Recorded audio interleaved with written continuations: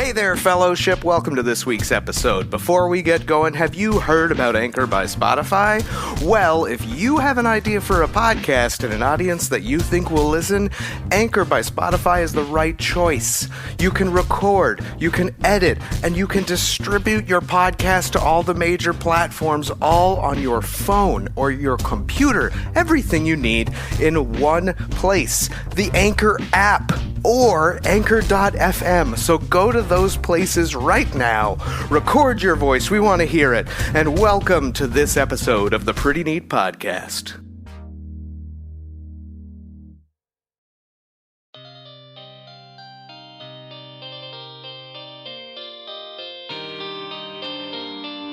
It's time for the Pretty Neat Podcast.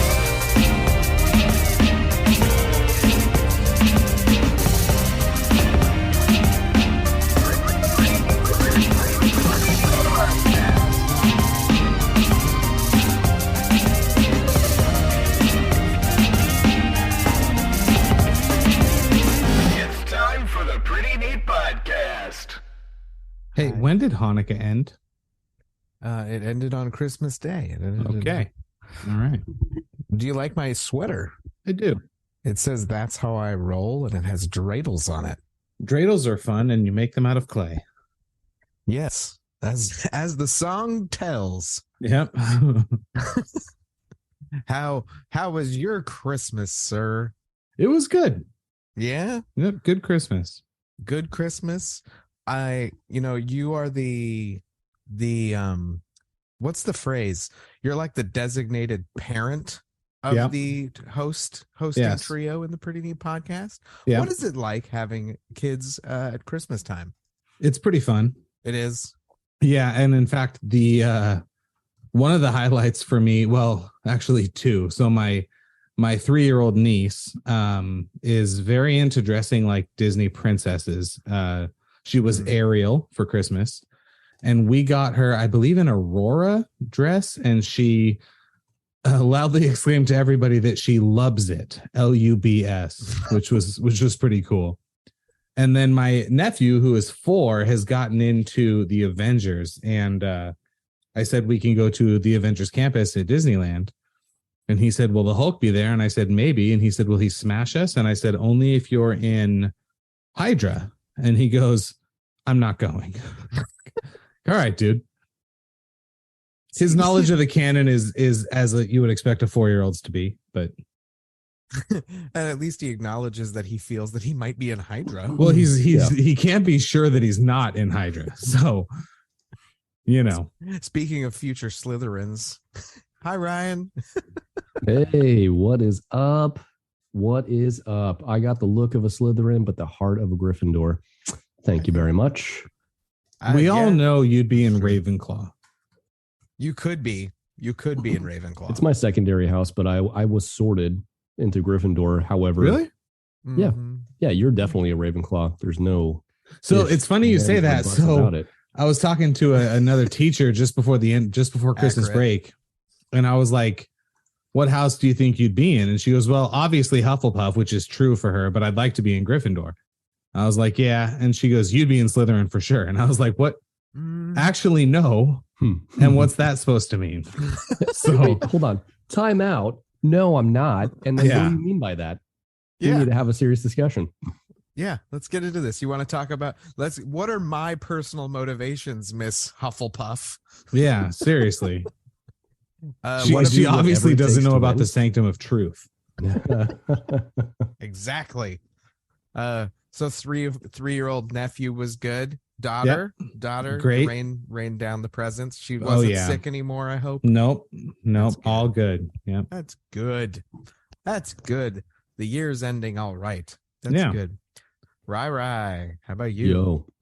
Good Christmas. About holidays? Yeah, fantastic. Christmas Eve at the in-laws. The Lindroth household, we did a white elephant gift exchange. Yeah. I may or may not have re-gifted a life-size burrito wrap blanket as part of my white elephant gift. All right. Which was great. It was like 2 birds with 1 stone. Also, my wife, as a white elephant gift, as you normally do, right? Something silly. So her brother picks the gift, opens it up, and it's a puzzle, right? And you're like, great, fucking puzzle. Yeah. Nobody's going to steal this. To do for Christmas. I'm stuck with this. And then the following day he goes, hey, do you know what was really on that puzzle? And she's like, yeah. Okay, because grandma was confused. On the cover, it's 2 golden retrievers playing in a lush field. And when you put the puzzle together, it's the same 2 golden retrievers taking a dump. Okay. What a great gift. Which is hilarious and sad and ironic and all of these things combined because Ashley's grandmother suffers from dementia. So she thought maybe she didn't remember what the puzzle was actually of. And she's looking at the cover going, this is not the same puzzle. But in fact, that was what it was intended to be.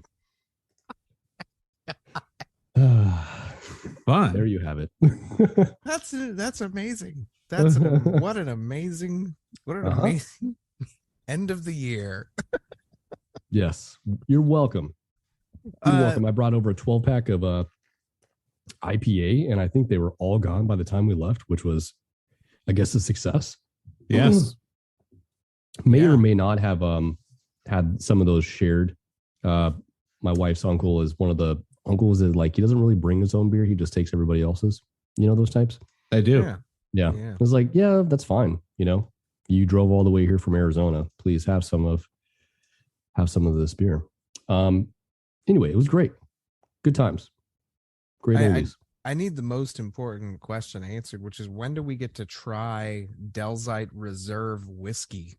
Yeah. So explain this to me. So I've seen infusions before, but nothing quite as elaborate as that. Yes. Yeah. So it caught me by surprise. It wasn't something I was necessarily clamoring for or like petitioning, like, hey, this would be a great gift, FYI. How fun. Right. So I opened it and I was like, what is this? And I look at the box. I was like, no fucking way. So I opened it up and it is quite elaborate with many different things that you can use to cask your own whiskey and infuse it. So it takes approximately 4 to 5 weeks, which I'm going to be doing this weekend. So right around Super Bowl time, that bad boy should be ready to go. Interesting. And what's the whiskey that's going to go into the infusion? So I haven't quite decided. Currently, I do have some. Do you pronounce it Bullet?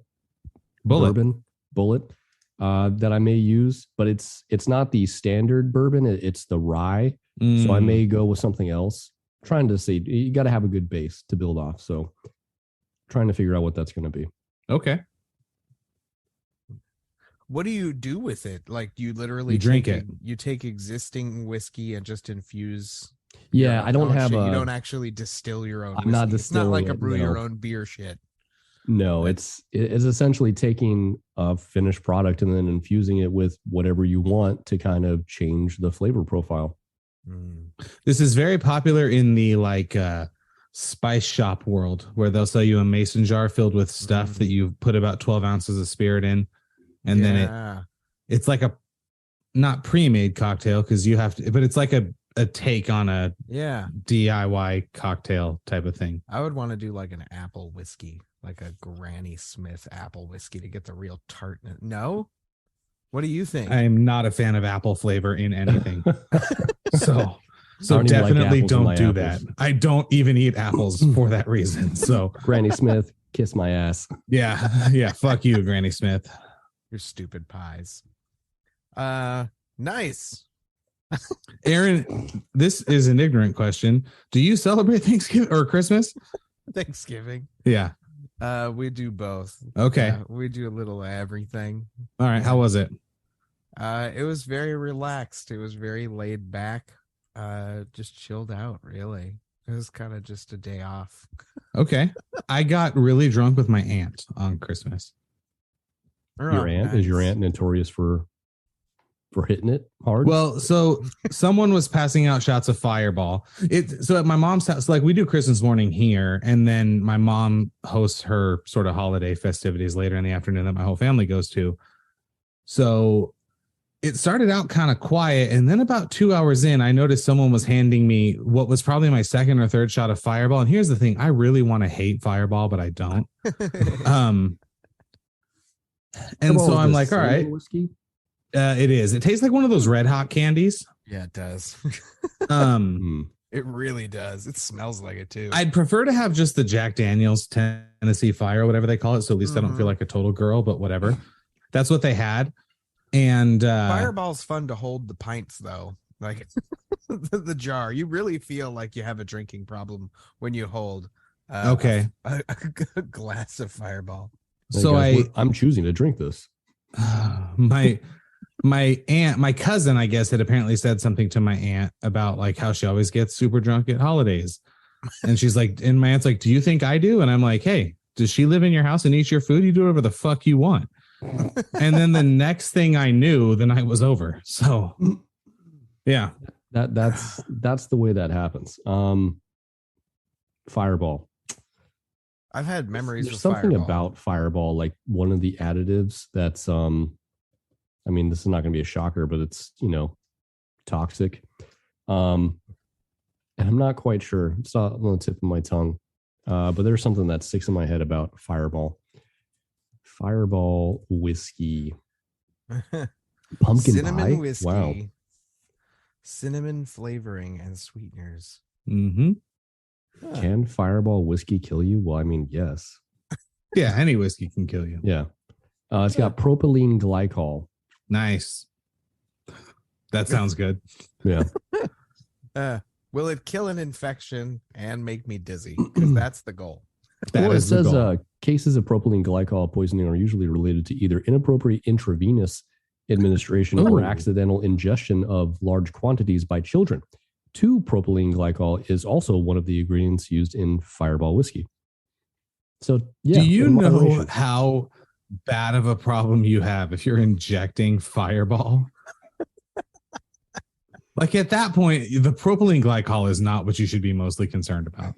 Yeah, exactly. Let's just call it what it is. True. This is true. Now, semi shout out to my mom, who normally is a good cook. She super missed on Christmas dinner.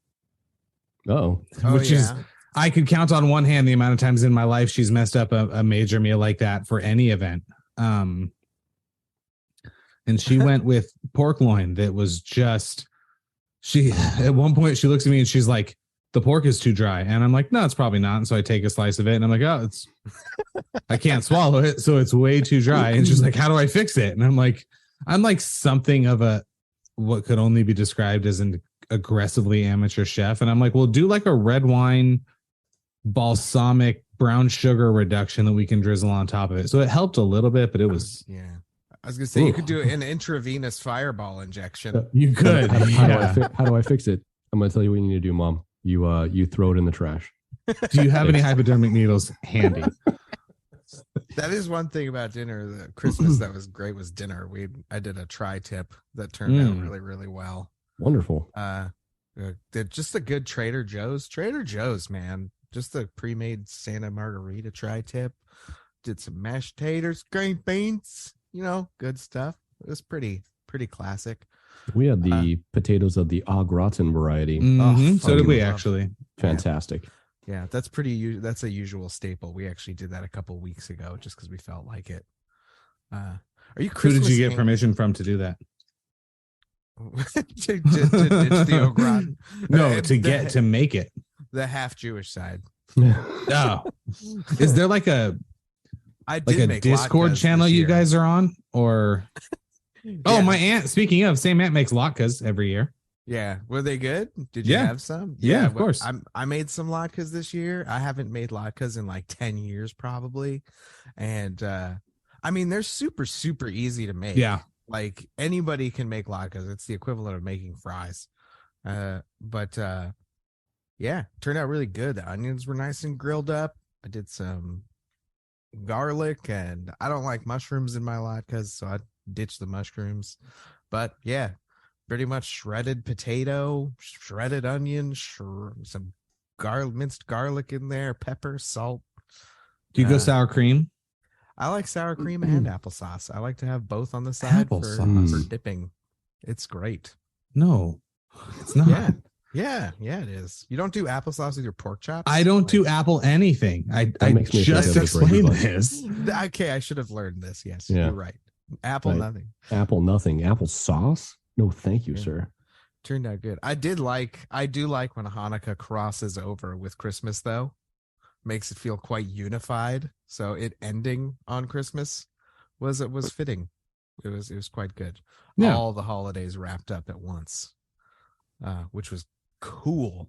Pretty neat stuff, one might say, here on the Pretty Neat podcast, where we talk about UFC and other pretty neat stuff like making whiskey and giving kids presents for Christmas and not including apple in any fucking recipes at all. Nope. Not whatsoever. How dare you? No.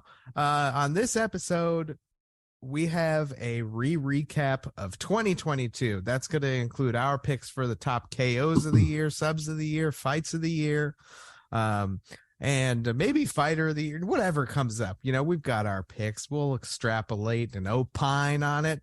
And then we have a PNP picks unlike any other PNP picks we do every year, because this PNP picks is for 2023.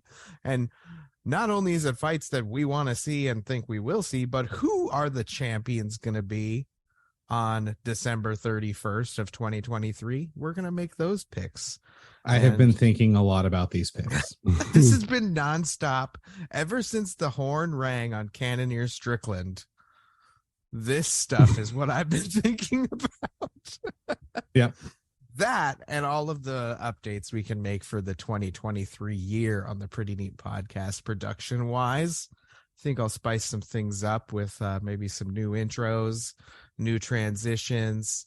I'll probably publish the segments independently so that people can kind of hop between Pretty Neat, Recap, and PNP picks. You know, you want just the picks? I want to provide that as an option. So, You talking like chapters? Yeah. Yeah. Like that. Or like if we're on YouTube, you know, I won't just post just the hour and a half episode. I'll post the half an hour PNP picks and the recap, whatever. But anyway, go to the prettyneatpodcast.com, hit the mailbag, tell us what you think about all these ideas, and check out all the other Pretty Neat stuff there. I think I've decided as well, gentlemen, I think the website could have like our picks on it for stuff coming up like we used to. Okay. And I think we should keep a running the list. Okay. And you know what? Call back to your text last week about the intro of last week's episode. I definitely, as soon as that music kicked in, if you want to be on the list, go ahead and send us a photo and email it to the Pretty Neat podcast and we'll rate you. And I'm surprised that we don't have at least 5 to 10 dick pics in our email to rate today. If I'm being totally honest. I'm very glad that we don't. But hey, I'm kind of not. I kind of wish we had them. No, well, I said I was surprised, not disappointed. No, I am disappointed. Yeah. Aaron is the one who's disappointed. I'm very disappointed. I didn't get my Christmas wish. This is beautiful. Well, we love the fellowship. And so send your stuff over. We like to read it. It's fun. Oh, yeah, you can get eBay links there as well. Buy cards with neat stuff from me. Shout out to Complicated Decisions. I think that's your name. You bought a bunch of cards from me. If you're listening to this episode, you're awesome. Thanks for doing that. And good luck at the card show selling your stuff in Ontario next week. That'll be cool. Ontario out here? Canada? Yes, Ontario, California. All right. It was a nice It show. would be better if it was in Canada. So you two should head up there. You guys are close enough. Buy some It UFC was this weekend? merch. Next weekend. I think. Next weekend. Complicated. Email us. Go to theprettynpodcast.com. Hit the mailbag. Complicated. I want to know what's so complicated about making decisions. Are you sure? Just weigh the facts, man. After trying to figure out what I was going to do for the 2023 picks, all decisions were complicated. Oh, and also on this episode, we are going to ask Open AI the chat GPT app Oh, good Lord. who the champions are going to be. Here Because we go. that shit's ridiculous. Here we go. That's going to be that's the sanctum of truth, where we let AI tell us what the UFC is going to do next year. and we have now officially crossed over into the Pretty Neat podcast. Beautiful. Let's talk about this year, guys.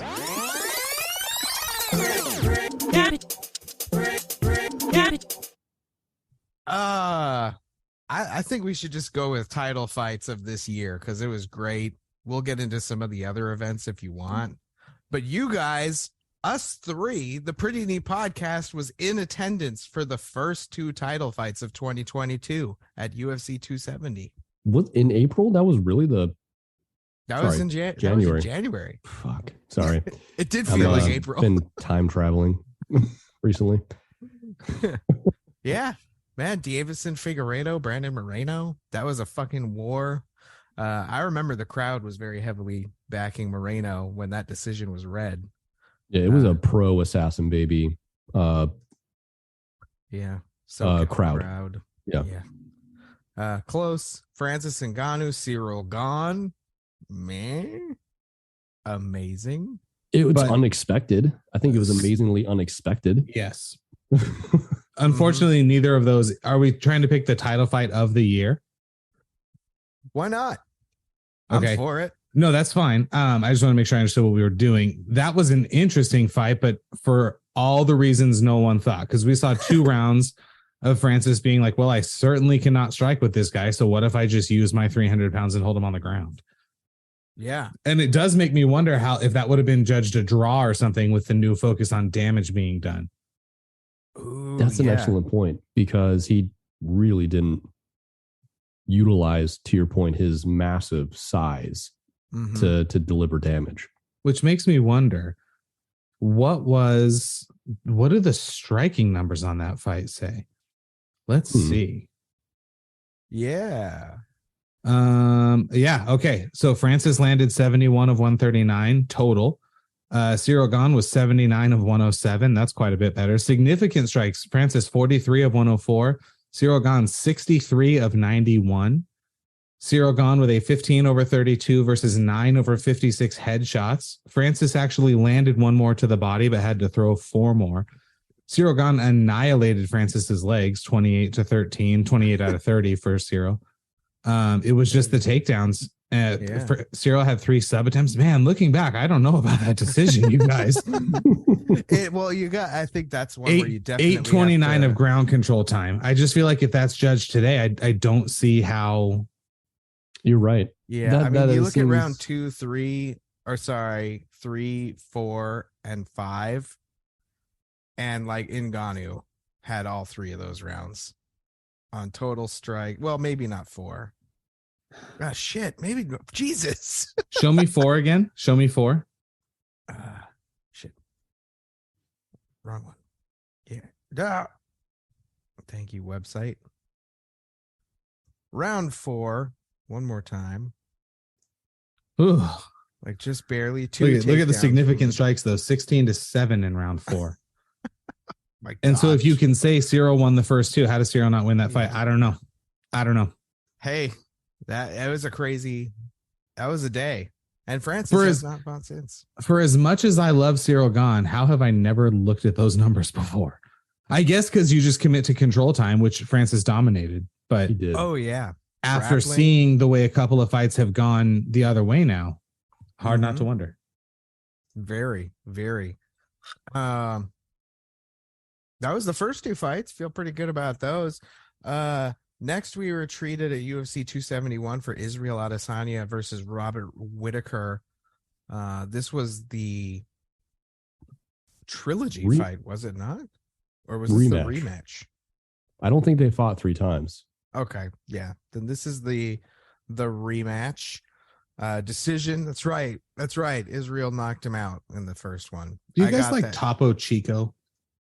Dude, that's everywhere in Austin. Everybody drinks Topo It's Chico. everywhere right now. I've never had one. I just opened one. We'll see how it goes.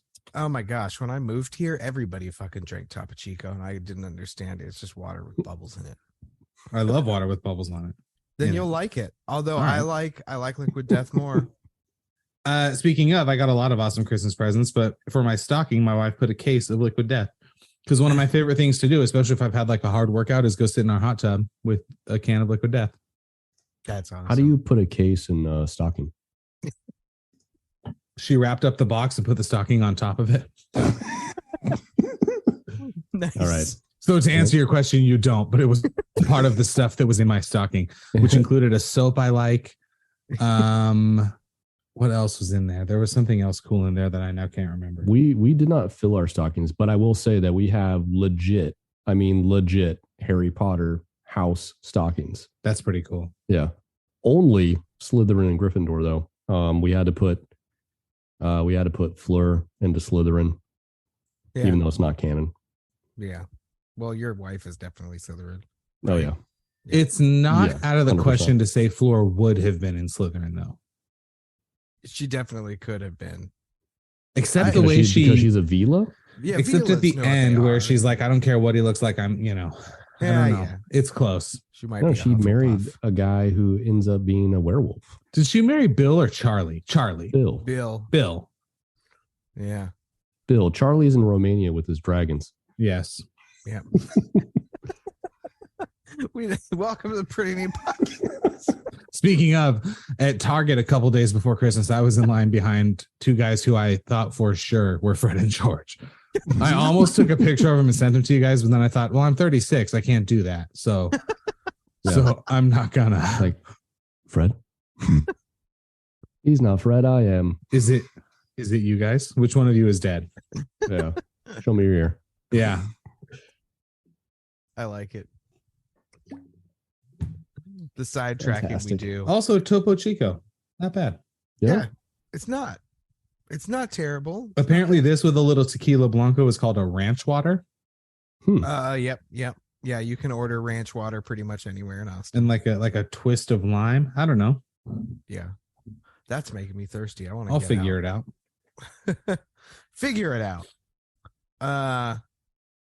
UFC 273 then rolled around. So, what was 272? Why was there no title fight there? Let's find out. UFC 272. Oh, that was Covington Masvidal. Yes, it was. Cool. Where is Anyway, okay, 273. That was good. 273. We got two title fights. Aljamain Sterling versus Peter Yan, 2. And Alexander Volkanovski and the Korean Zombie. Demolition. On the ladder. Yeah. Oh my gosh. Oh, then And we have the worst title fight after that. Yeah, Carla Esparza. and what do you mean Rose worst? Namajunas. Was that the worst title fight in UFC history? It might have been. It's Definitely right in up there. 2022. Yeah, definitely of the Definitely. year. Definitely. Especially that was on the same night, yes, as Yuri Glober.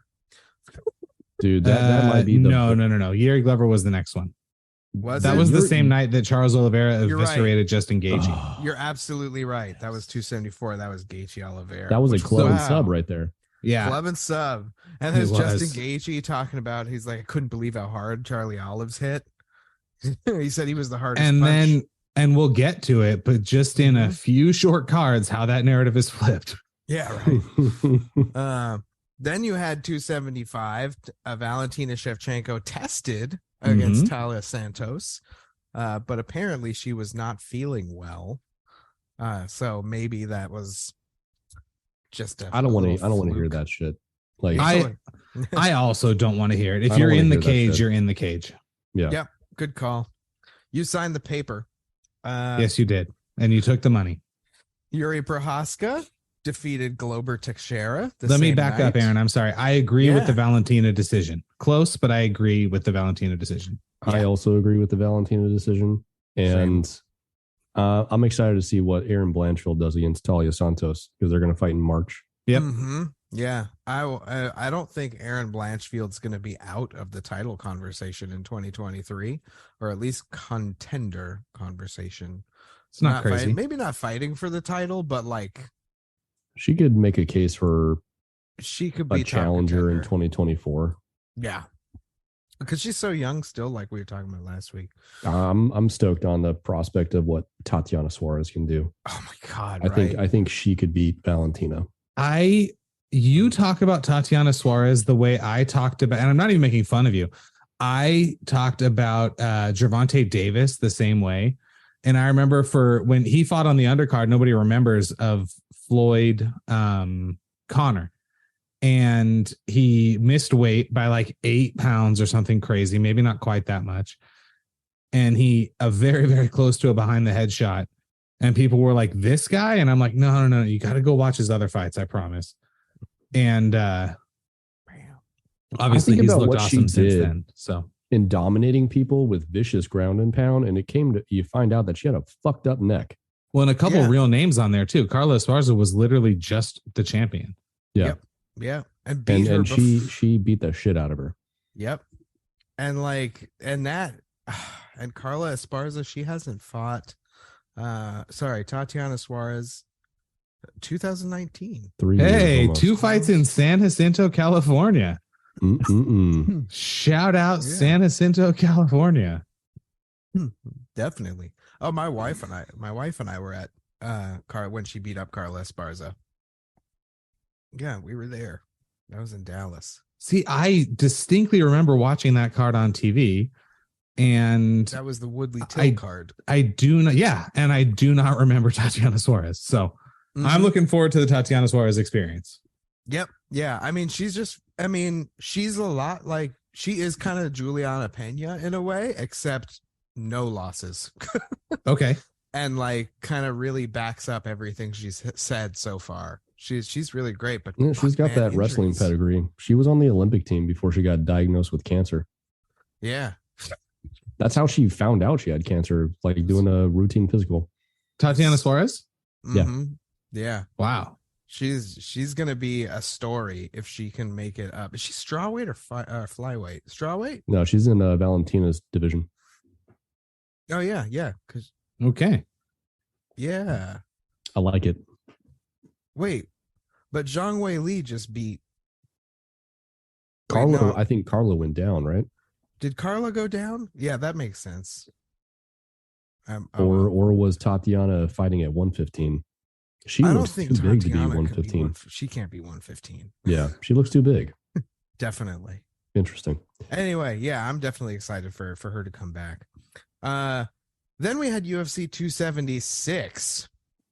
Where Alexander Volkanovski defeated Max Holloway again, and Israel Adesanya defeated Jared Cannonier soundly.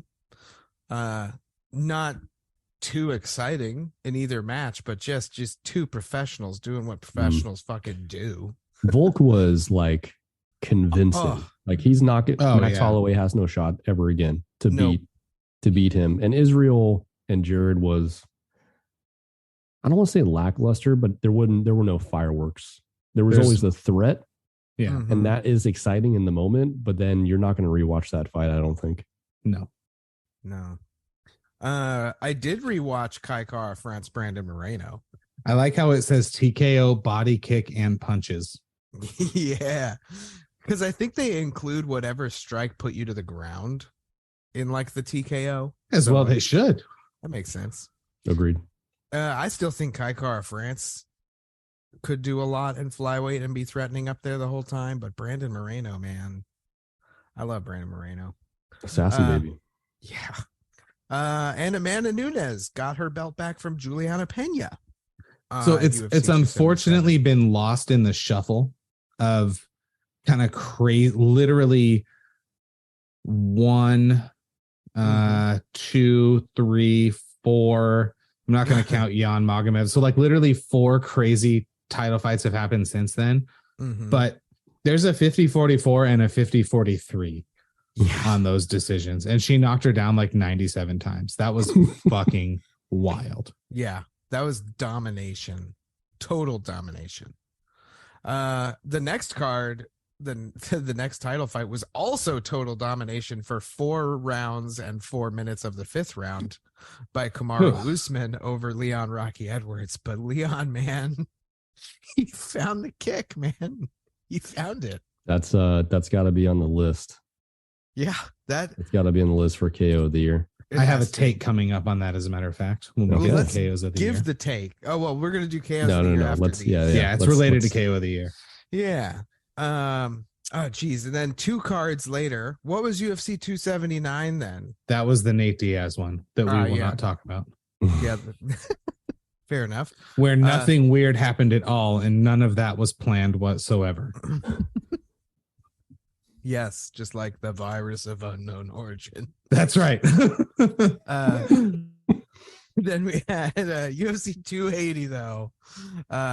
2 fucking interesting title fights. One, Islam Makhachev. 2 not particularly competitive title fights at that. No. Yeah, definitely 2 non-competitive fights. Defeated Charles Oliveira via submission in round 2, and Aljamain Sterling defeated TJ Dillashaw by TKO in round 2, retiring Killashaw, or the Snake, as some call him. Your favorite fighter. Yeah. And he fought with one fucking arm like a jackass. There's a truth take in there that he's retiring so that he can go down to Panama and get all of the stem cells and steroids and then come back in 2 years and be able to get 6 months worth of testing and fight. I mean, he'll be goddamn 40 by the time that happens. But when you're on the juice, baby, you know, he can get 2 fights. Yeah. He can get 2 fights done and then destroy a shoulder again.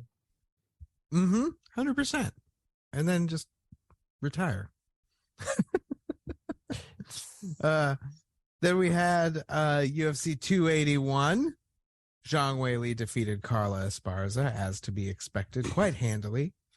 And Israel Adesanya. Did any of us see that coming? Did any of us pick Zhang? We all. Oh, yeah. None of us saw Zhang Weili. Nobody expects the Spanish. Honorable knockout of the year mention for Zhang over Joanna, too. Yeah, definitely. That spinning back elbow. Spinning back, yes. But it was like elbow. That was like a forearm. spinning back forearm, yeah. Yeah. But I think more so the reaction where Joanna just fell on her face. Yeah. Yep. Like that just makes it even more emphatic. Yep. Definitely. And then Israel Adesanya lost to Alex Pereira again after seeming to be really winning the fight through it until the end. He just gets caught, man. And Alex Pereira fucking hits hard. What are you gonna do? Go to sleep. That's what you're gonna do. Take a nap. Take a nap until you nestle the babe on your hip and feed it, or whatever it was Paulo Costa said about him. And then the last title fight of the year. Probably, spoiler alert, not the title fight of the year, but not the title fight of the year for sure. And also, spoiler alert, the most would this be undelivering, indeterminate title fight. Light heavyweight still has no champion, as Jan Blachowicz and Magomed Ankalaev fought to a split draw. Well, that's true. And that is exactly how the year 2022 ended in terms of title fights. There was a lot of other fun ones, but really all that matters are any fights of the year for you guys not one of these title fights? yes. My fight of the year is not a title fight. Is it Adrian Yanez? It is not. He's on my honorable knockouts list, though. Oh, he's got great boxing, Yeah, as we all know. Yeah. How should we start this then? Should we look at our KOs of the year, subs of the year, fights of the year? What do you want to do? We should go Title fight of the year. title fight of the year. Just give the big one out. Just give the big one out first. Yeah. Yuri Prohaska, Glover Teixeira for me. Really? That's for me as well. That was the Also, title. I concur. Oh, Yuri you Prohaska, guys. Glover This is Teixeira absurd. was This is the absurd. slobber knocker of slobber knockers. So fun. Think Okay, about wait. that. Okay. Think about Are we just how doing dominant he most was. entertaining? Hey, it's best. That is subjective. It's subjective to how I determine the best for me. That And was for a Aaron, battle of for that who's gonna fuck up. Like that fight was so full of mistakes. They and all like they both excitement fucked up. And many times. it was amazing. That was my fight. My title fight of the year was that fight. Agreed. Yeah. There's so many ways that could have gone. Mm-hmm. Glover didn't employ a solid game plan. We saw Yuri just use sheer brute strength to like explode out and try and get back to the top. And Glover should have followed him to the ground in the fifth round, and he didn't. And he probably would be retired by now. And he could have retired as a champion. Yeah, I see, wish that's how, he was literally 28 seconds from that outcome for sure. Yes. Okay. I initially was going to say, here's why you're both wrong. I can understand how you're getting there. However, I respectfully disagree. Okay. And it's because we had on back-to-back cards, and so I'm giving out a split award. It's Makhachev, Oliveira, Pereira, Adesanya for this reason. And this is going to be a theme for me all show. So buckle in because this is what we're doing. I'm a context guy, and I'm a, what's the seminal moment? Charles Oliveira was on a run that was of guys that is almost doesn't make sense. Let's just look at it again. Prior to Makhachev, he had victories and title defenses over Justin Gaethje and Dustin Poirier. By the way, convincing victories, a first round submission and a third round. Nobody submits Dustin Poirier except Khabib. He that doesn't count. he beat Michael Chandler, rising from the dead. Yep. For some reason, went to a decision with Tony Ferguson, which kind of doesn't look as good for my argument. But here's the thing. I am willing to bet nobody else in history and nobody except for Makhachev on the roster who could go 3-0 against Chandler, Poirier, and Gaethje in less than in basically exactly 12 months. Hey, that's impressive. It is. But what's more impressive is the way Makhachev made it look like it wasn't even close. Which is why it wasn't a fight of the year for me. Fair. The same argument applies to an even grander scale for Pereira Adesanya. Because Adesanya had run through everybody but Jan. Everyone in his division since 2018. And you can say Stylebender was winning the fight, and I don't disagree. But he was only winning the fight until he lost. And nobody thinks nobody is sure he could beat him in a rematch. Some people think he could or will, but no one is positive. Why wouldn't you put Kamaru on your list for the same reason as? Because that he was about to me, tie Silva's record. Yes. And I did consider it. And I love consistency. The Leon Edwards thing felt like more of a fluke than Makhachev or Pereira. Because Pereira, granted he was losing the rounds, he stood there and boxed with him for 4 rounds, except for the round where they were on the ground where he looked really bad. I can see that. That's why I'm not putting Leon Edwards there. And I would have no problem putting sizable money on Kamaru to win the rematch. Yeah. So to your point, you could easily fit Leon Edwards into that. I just, those were good fights. That fight wasn't particularly entertaining, whereas I thought Pereira Adesanya was entertaining and Makhachev Oliveira was entertaining as well for a different reason. So that's where I've landed on title fight of the year. I like it. Thanks. I like it.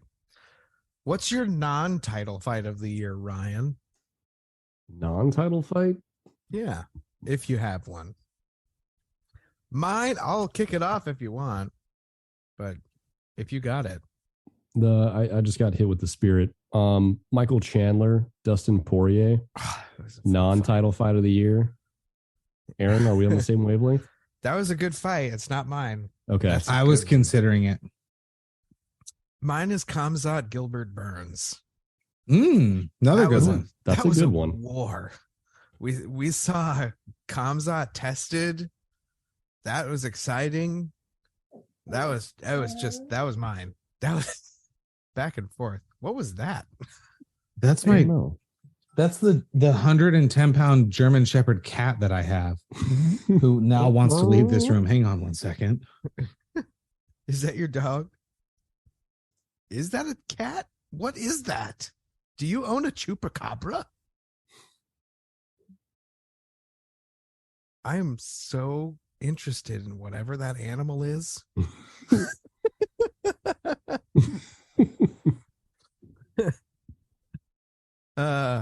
Yeah. Kamzat Gilbert, though, that was mine. That was my big one. Was that your dog? Yes. Okay. I don't remember seeing your dog.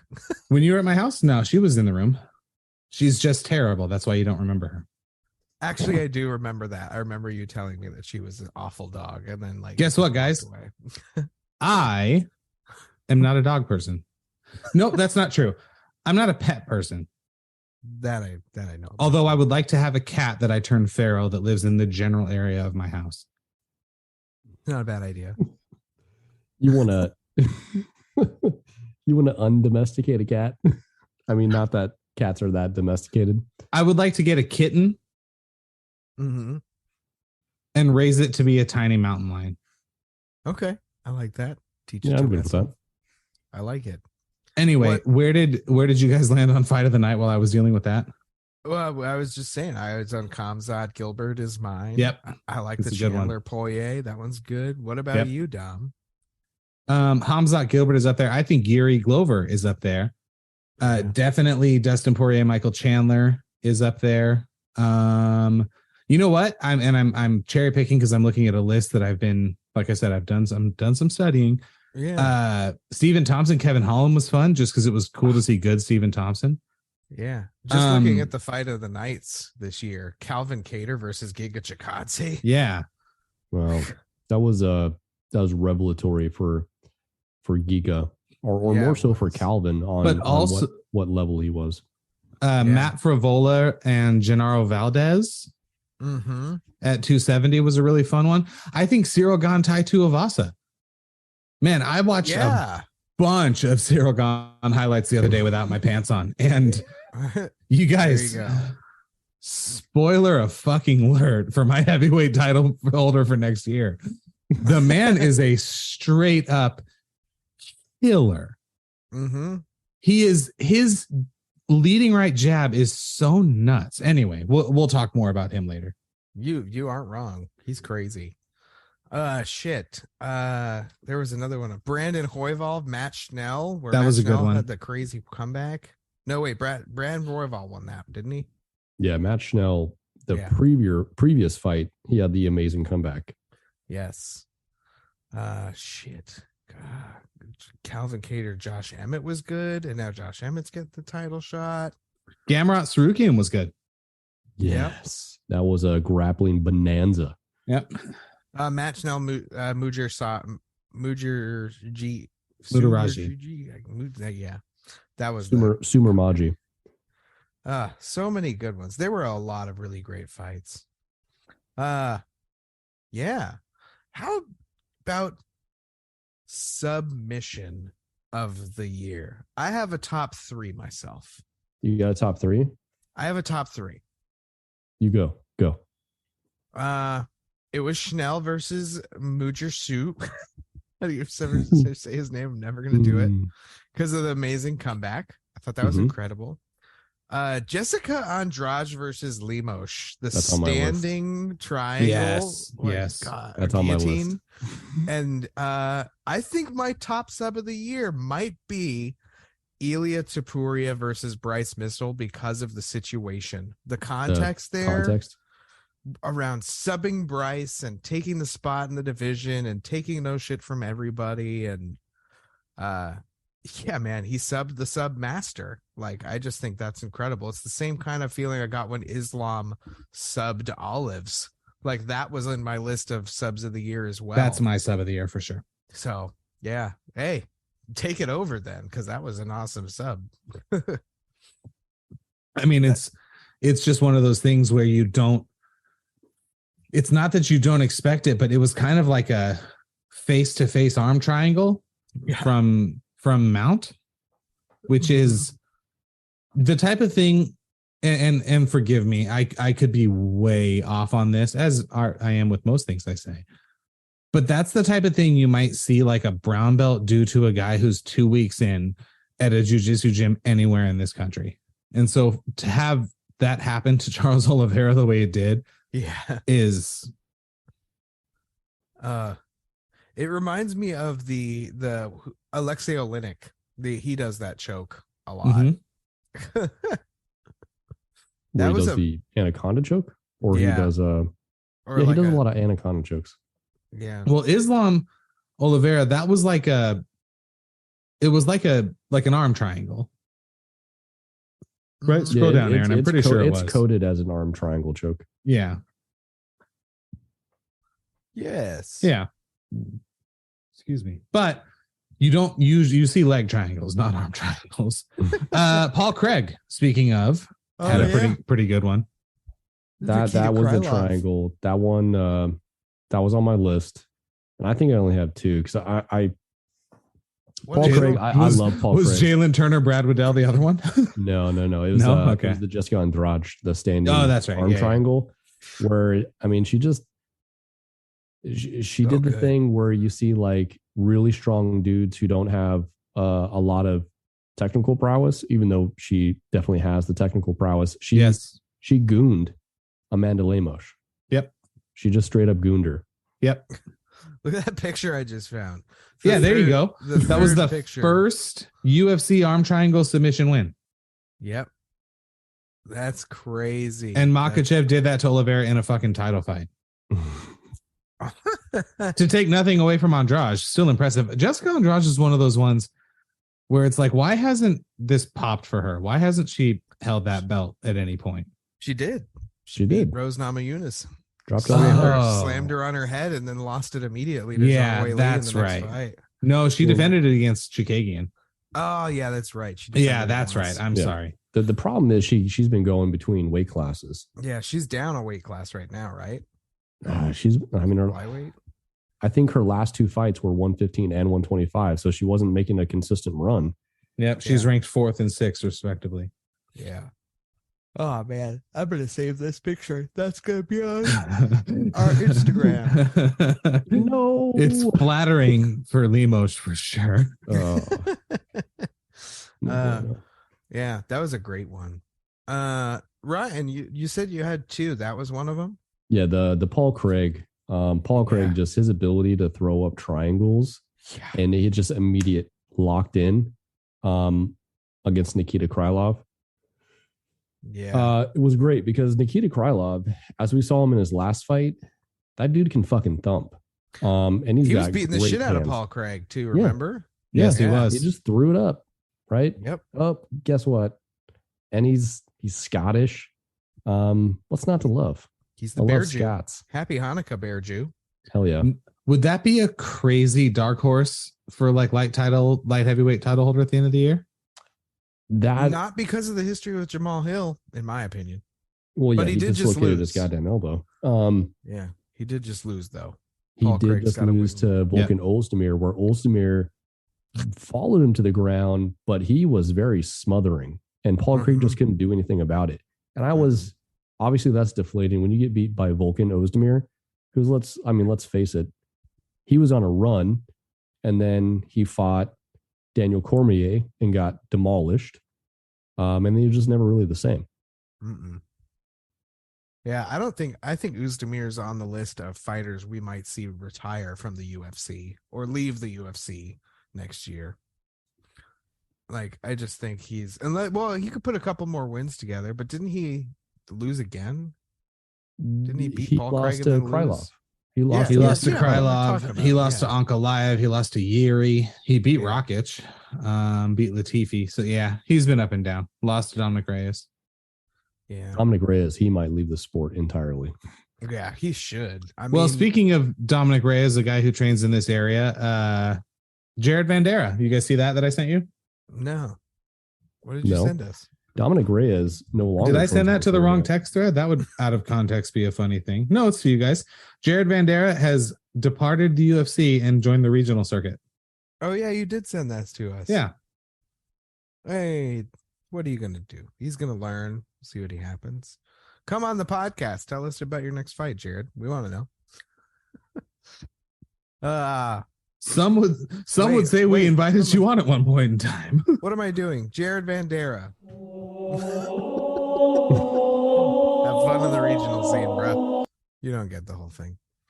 Come on the podcast if you want the whole Phoenix. This song. is the literal least we can do.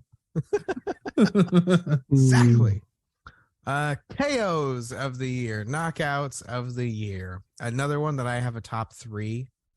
But I do think one of them is the KO of the year for me. Wow, I wanted to ask you guys about the Carlos Correa thing too before I forget. Not a UFC fighter.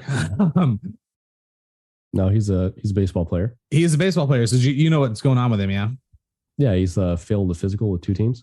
Yeah, which doesn't happen. So Aaron, so he signed a 13-year, agreed to, not signed, a 13-year, $350 million, what they termed as a marriage. Yeah. With the San Francisco Giants. And then the Giants did his physical and they were like, hey man, your leg doesn't work. And the Mets said, we'll give you 12 and 315 like 7 hours later. And he was like, okay. And so then he agreed to go play third base for the Mets, who now are also like, hey, your leg doesn't work. So yeah. You know what's wild is that it's from a surgery from 8 years ago. Yep. And wow. Yeah, he had surgery to repair a broken bone in his leg 8 years ago. And now 2 teams that have offered him a massive amount of money have been like, to Dom's point, hey man, your leg doesn't work. Something's going on with your leg. Shit. This is not good. I don't think we can throw 300 million plus your way for this non-functioning leg. Yeah. So to add additional context, right? The Houston Astros are the defending World Series champions. They won the title in 2017 and definitely cheated. It is unlikely that they cheated a few years later. Carlos Correa was an all-star in 2017 at 22 years old. He clubbed 24 home runs, 25 doubles, plays very good defense. In fact, he won a Gold Glove in 2021. He was 22 years old at the time. In 2021, his last year with Houston, No. Houston did not win the title in 2021. They won it this year. In 2021, Carlos Correa's last game with Houston, at the age of 26, 148 games, 640 plate appearances, second in his career in both times, 34 doubles, 26 home runs, 92 RBIs. He hit 280. He got on base at about 370, OPS of 850, won a Gold Glove playing shortstop. He was an all-star, finished 5th in the MVP race at 26 years old. And Houston said, again, not a dumb team, one of the best run teams that baseball has, cheating or not. Houston said, enjoy Minnesota. Your leg broke. Because we know what the medicals say. And the thing is, teams are not in the business of letting 26-year-olds like him just leave. Mm-hmm. And they were just like, yep, enjoy Minnesota, where he signed basically a 1-year deal disguised as a 3-year deal. He had an excellent season this past year too, basically mirroring what he did the year before. And Minnesota was like, thanks a lot for that. We'll see you later. And now San Francisco and New York both are like, well, shit. Maybe we won't. It's strange. You don't see guys fail the physical like this too often, especially with two different teams. Yeah, so you wonder, like, what is the severity of the injury? Are they concerned about it re-breaking and then they lose a whole year of him? Are they concerned about potential recovery? Did the bones grow back weird? What the fuck? And they're paying him every penny of that $315 or $350 million, whether he plays or not. Every penny. You know what's wild? Okay, so let's talk about this. $300+ million for one person, right? You just said a whole bunch of statistical information that makes him seem to be very good at baseball. Yep. At a very young age, and has the potential to be very good at baseball for many more years, so that he would make even more money throughout his career, which hypothetically could last, 15 plus years if he remains healthy. So speaking of money and wasted money, right? Because this is a discussion of being fiscally responsible. I read a stat line the other day that made my goddamn jaw drop. No. That currently, the NFL is paying out over $800 million to fucking coaches that teams have fired that have guaranteed contracts right now. Think about that, Mr. Aaron. It's nuts. They're paying out that might be my favorite statistic of all time. Dollars to coaches who no longer fired. work for that team. They may actually be under contract with another team, but because it's a guaranteed contract, that other team is now still paying them money that counts against their salary cap. And you wonder why teams... Well, coaches' money doesn't count against the salary cap. You're right. I apologize. But still, right, that has to factor into some of that decision-making and how you run your organization. You wonder if a team is hastily pulling the trigger on a coach in their first year, a la Nathaniel Hackett. Oh, let's talk about that. Which I think that's probably the right decision. Anyway. To fire him, do you think? Now you want to talk about the Rams. Fuck yeah, I do. It's Baker season, baby. Cam Akers is back. Let's go. I don't remember what size contract he signed, but he was in the first year. So they're going to pay him all of that money to just go away. Mm-hmm.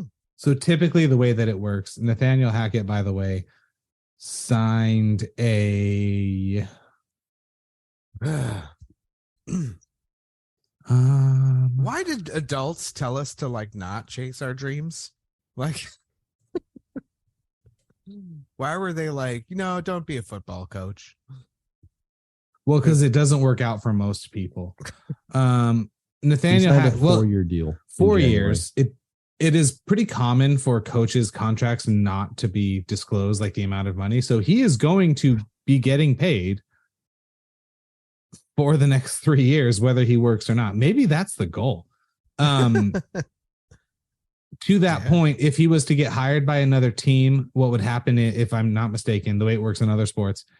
So say his contract was for $1 million a year. It was probably for closer to 3 or 4, but let's say it was for $1 million. And then he agreed to go be the offensive coordinator of the Jets. Doesn't matter, a different team. And they paid him $100,000. The Broncos would have to pay him $700,000. They pay him the difference in the contract. That's correct. That's exactly how this contract is worded, that the Broncos are liable for the difference in salary for the remainder of that contract term.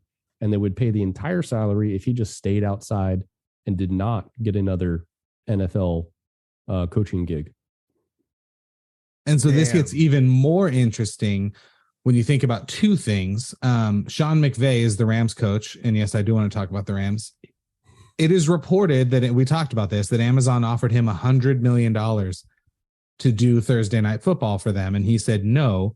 And then it came out that he had agreed to an extension with the Rams. And apparently he agreed to it months back, and they did not make it public because reasons. So if he turned down $100 million from Amazon, God knows what Stan Kroenke, the Rams owner, has more money than anyone, so he can pay him whatever he wants. So the Trevor Bauer thing is not unrelated to this in that. So Trevor Bauer, of course, pitcher for the Dodgers, was in my opinion, unjustly suspended when there were exactly zero criminal or civil, nothing held. He was found innocent all over the place. He was just reinstated by an arbiter, but he will not be paid for the first 50 games of the year. So he's set to make $22.3 million for this season. Some people think the Dodgers are going to cut him, which means he would probably take a minimum deal, whatever it scales based on how long you've been in the league and your accomplishments. So say the minimum pay for him is $1 million. He would take the $1 million from whoever, hopefully the Angels, and the Dodgers would pay him $21 million to play for them, which again, I will drive to wherever he lives. I think Pasadena, pack his house for him. Newport Beach is beautiful all year, Trevor. We love it. So not a problem. The Pretty Neat Podcast Movers. The Pretty Neat Podcast. I don't know if we're going to branch into moving entirely, but why not? We'll do a special app. For Trevor Bauer, we'll do it. Yeah, I'm in for it. So it's interesting. The UFC is not structured that way, right? It would be like if Aljamain Sterling went to PFL, but PFL only paid him a portion, and then the UFC paid him the other portion. Yeah, I'm in that scenario. It would be the UFC cutting Aljamain for some reason. Too many backpack jokes or something of the effect, or injury prone like he is, honestly. Yeah. But that type of wacky shit blew my mind. That's a crazy stat, and that's like the Bobby Bonilla stat. Mm-hmm. You know about that one? I do. So, Aaron, Bobby Bonilla is a baseball player. Every time it's another sport, we're like, oh yeah, that one.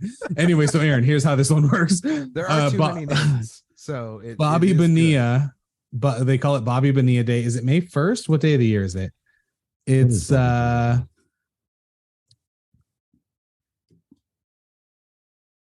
don't know.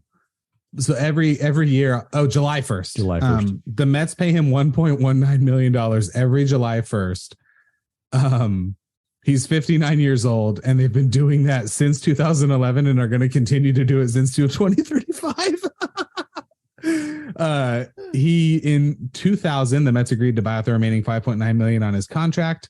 However, instead of paying him, the Mets agreed to make annual payments of nearly $1.2 million for 25 years. Including 8% interest. So I don't understand. They're like, instead of giving you $6 million now, we'll give you, whatever 25 times 1.193 is. Deferred, right? Just deferred. And so then this year, Steve Cohen is the owner of the Mets. July 1st, he tweeted out, "I hope everybody's enjoying my favorite day of the year, Bobby Bonilla Day," because he did not own the Mets when they made that deal with him. There's a couple of other ones. Brett Saberhagen. Bobby Bonilla has a second deferred contract with the Mets and Orioles. Man, it really crazy. Manny Ramirez is still getting money from the Red Sox. The Reds are still paying Ken Griffey Jr. Todd Helton's still getting paid by the Rockies. Man, these guys are out here playing chess when everybody else is playing checkers. That's fucking awesome. Good for you, Bobby Bonilla. Anyway, that's been your sports contract soapbox that we needed to get up on for a second. The soapbox of truth that pops up. It slides out of the front door of the sanctum from time to time for someone to stand on. In the sanctum of truth, our milk is still delivered by donkey. So I see.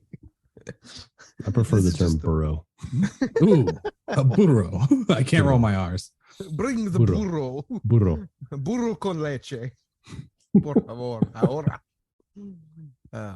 Well, I enjoy the diatribes that we go on outside of UFC, but I believe we were talking about your picks for knockout of the year. Yes, we were. Okay. Well, we were just talking about them in general, not necessarily mine. But this is the podcast where every conversation somehow does get back around to UFC somehow. Accurate.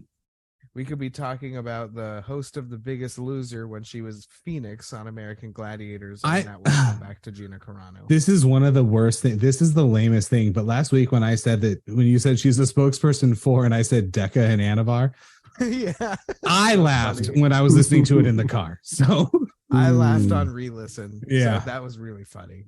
And Ryan laughed in the moment. Decca and Anavar are steroids. For those of you for the uninitiated who don't know what we're talking about. They're also the names of my unborn children. Ooh, I like that. This is my daughter Decca and my daughter Anabar. Speaking of, did I tell you guys we're having a boy? No. Yeah, we're having a boy. That's good. And she meaning the old ball and chain, is going to let me do. And by let me do, I mean I will have. If there is 100% of input, I get 0.1% of design for the baby's room choices, but it can be sports themed. Ooh. Oh, that's good. So Watch out, Hobby this Lobby. wall is going to have a mural of Michael Chandler.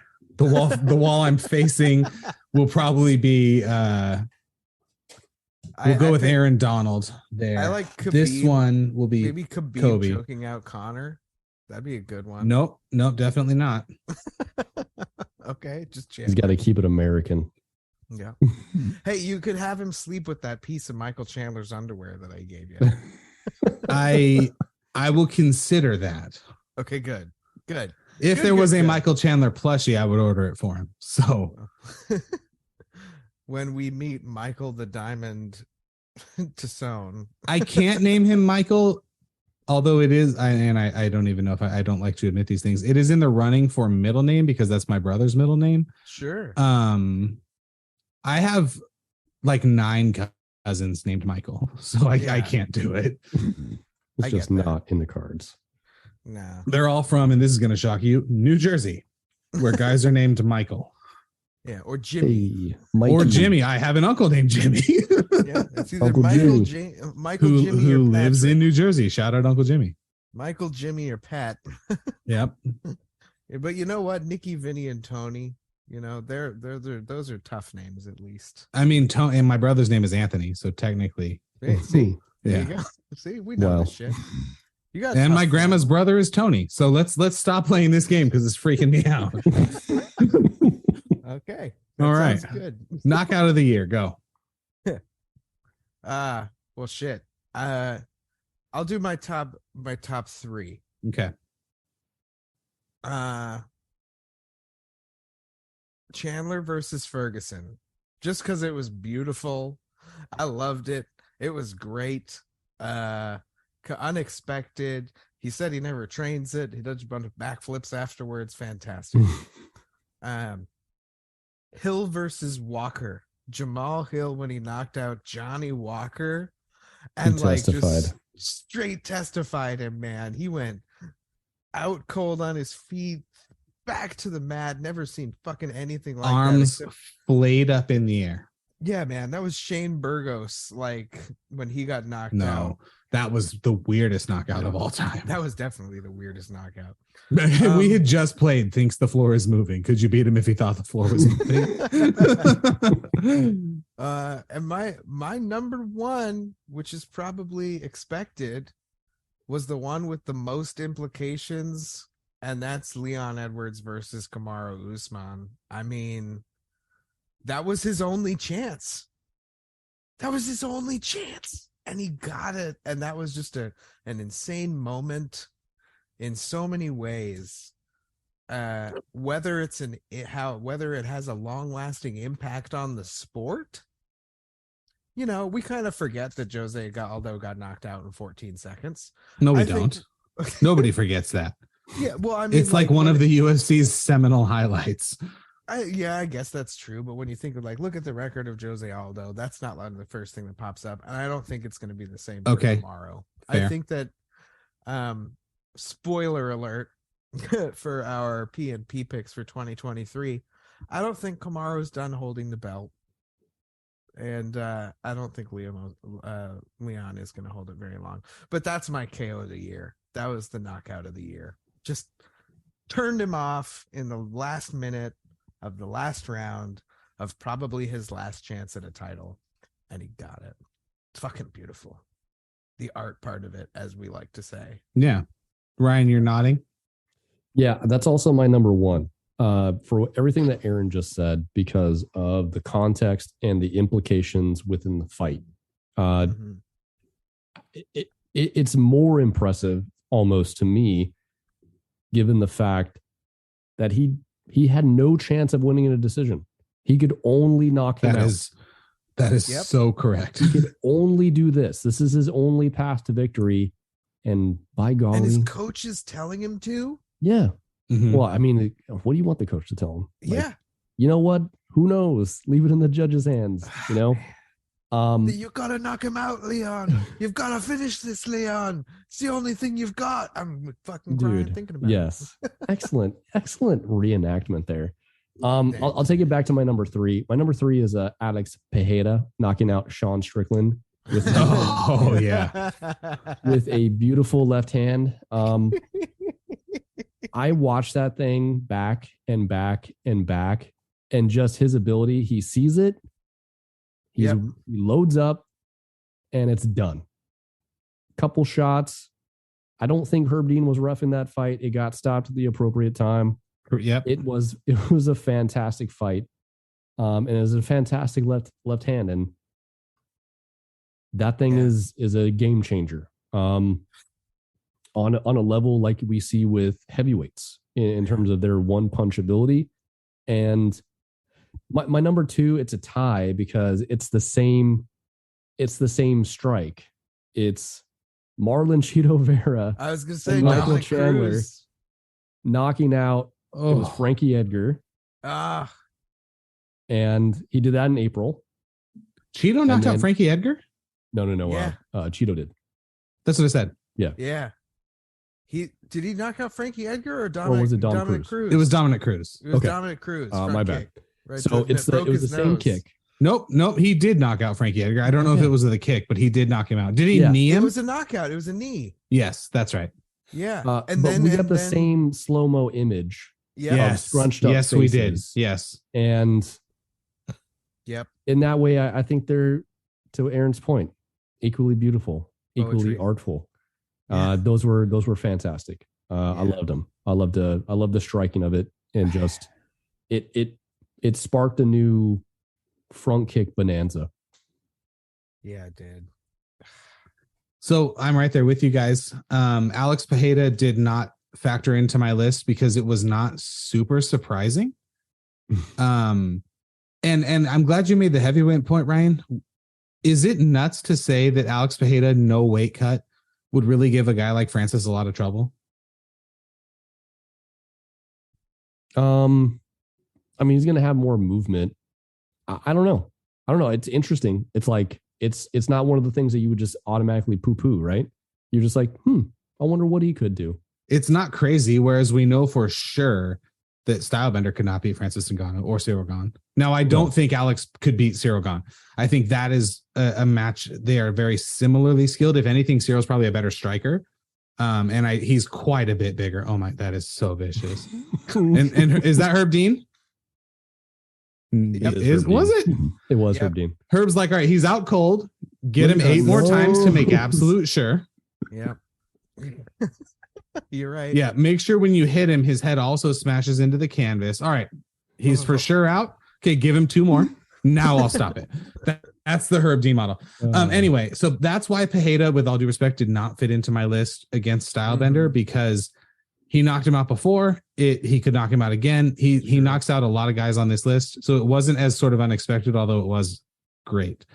My out of context knockout of the year is Michael Chandler, Tony Ferguson, for all the reasons you guys said. My in context knockout of the year is Leon Edwards, Kamaru Usman, for all the reasons you guys said. Love it. And that's, but I think you have to have both. I love the in context and out of context. Like, that's so true. You said the Leon's was fucking impressive out of context. It truly was. With also out of context, not this most recent fight, but Ilia Topuria's previous fight where he shut the lights out of that guy at lightweight, because he came up and fought at lightweight and put that guy out cold. Yep.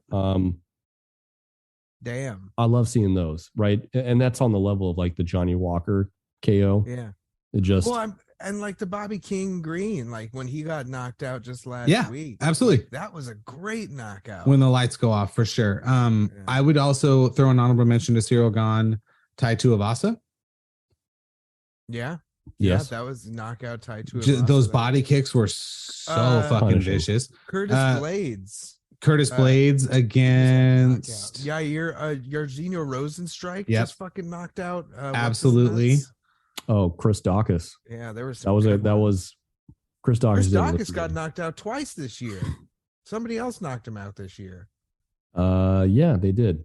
Sergey Pavlovich. Both Dawkises got knocked out a couple times this year. They did. So Cyril Gane, just from a striking perspective, I think is on that list. I mentioned Zhang Weili, but it's worth mentioning again. She's on the list for like consideration. I think Wonder Boy getting Kevin Holland to quit on the stool. That's a great finish. Shavkat Rachmanov had a great finish against Neil Magny. No, he's sub Neil Magny. Harris. Harris. Walt Harris. No, it's not Walt Harris. No, because Rachmanov fights at 170. Carlston Harris. Yeah, I never would have got that. Yeah, in the first round. There were I have 10 major fighters, 10 top fighters who did not fight in the year 2022. Okay. That is pretty interesting. A couple are to be expected, maybe some are not though. Tatiana Suarez did not fight this year. Jermaine Durandame did not fight this year. That's the women's. Yeah. In the men's, Gregor Gillespie did not fight this year. Interesting. Cody Garbrandt did not fight this year. Is that true? Mm-hmm. He fought last year, 2021. When he lost to Kai Kara France? Yeah. Michael Chiesa did not fight this year. Friend of the show. Chris Weidman still healing up from the leg break. Yeah. Dude, he shouldn't fight. Yeah, probably. No, he shouldn't. Kelvin Gastelum sat the year out. Okay. Conor McGregor, as you might have expected, did not fight this year. And neither did two top heavyweights, John Jones nor Stipe Miocic. That's right. Fought this year at all. That's a fun list, an interesting list. Yeah. Can we call John Jones a top heavyweight if he's never fought at heavyweight? Yes, we can. I think we can. Yeah, I would. So yeah. Well, 2022, fellas. Aside from being the first complete year that we followed UFC together on the Pretty Neat podcast. Yep. That's right. There's a year worth of episodes that the fellowship can look back I on. find a lot of value in going back and listening to the old ones. And everybody else should do that too. I do. There's a lot of inside jokes that you get. It's worth it. It's worth it to go back. So yeah, check out old episodes. You got a year and a half worth. So gentlemen, to the year 2022, cheers, goodbye. Say goodbye. Yep, Say goodbye. Do we do a Phoenix song for the year? No, I don't want to cheapen it. Nope. That being said, we should take a look at 2023 and make some talk predictions, conversation around who we think will be winners. And now it's time for the Pretty Neat Podcast picks.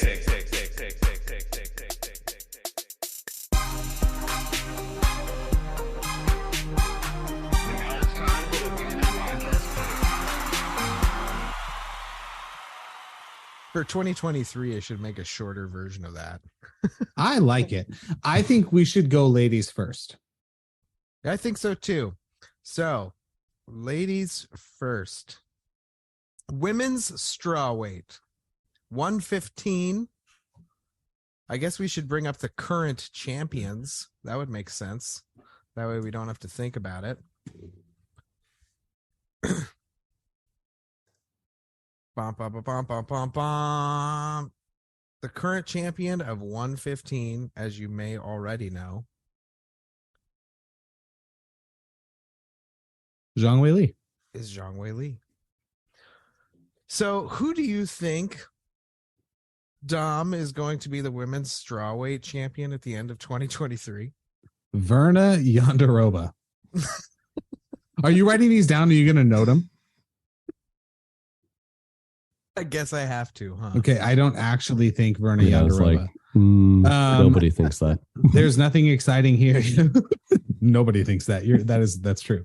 I think Zhang Weili is still holding this belt 1 year from now, and I will not even go as far as to say she won't lose it and then regain it during the year. She might. Okay, but I think come New Year's next year, she still has hold of that bit of hardware. Nice. How about you, Don? How about you, Ryan? Sorry. I am also going, and still, Zhang Weili to be the women's strawweight champion at the conclusion of 2023. I think there will be another fight with Rose. I think that will go very differently. Fair enough. I am so here for that. The 2 out of 3 are going to take it, though, on the PNP picks for 2023 on Zhang Weili. I think Rose is going to get it back. I knew it. I think Rose is gonna get it back. I really do. But I'm in line with Dom in something in that I don't 100% think it's gonna be from Zhang. Like, I don't necessarily think that that's the path. But looking at Rose's record, this is kind of what happens. She loses one and then she just keeps winning. And if that holds true, she's not going to lose for a couple of years. And if she's in that picture, she might get there. And she's the best. She's the best if she tells herself that enough, apparently.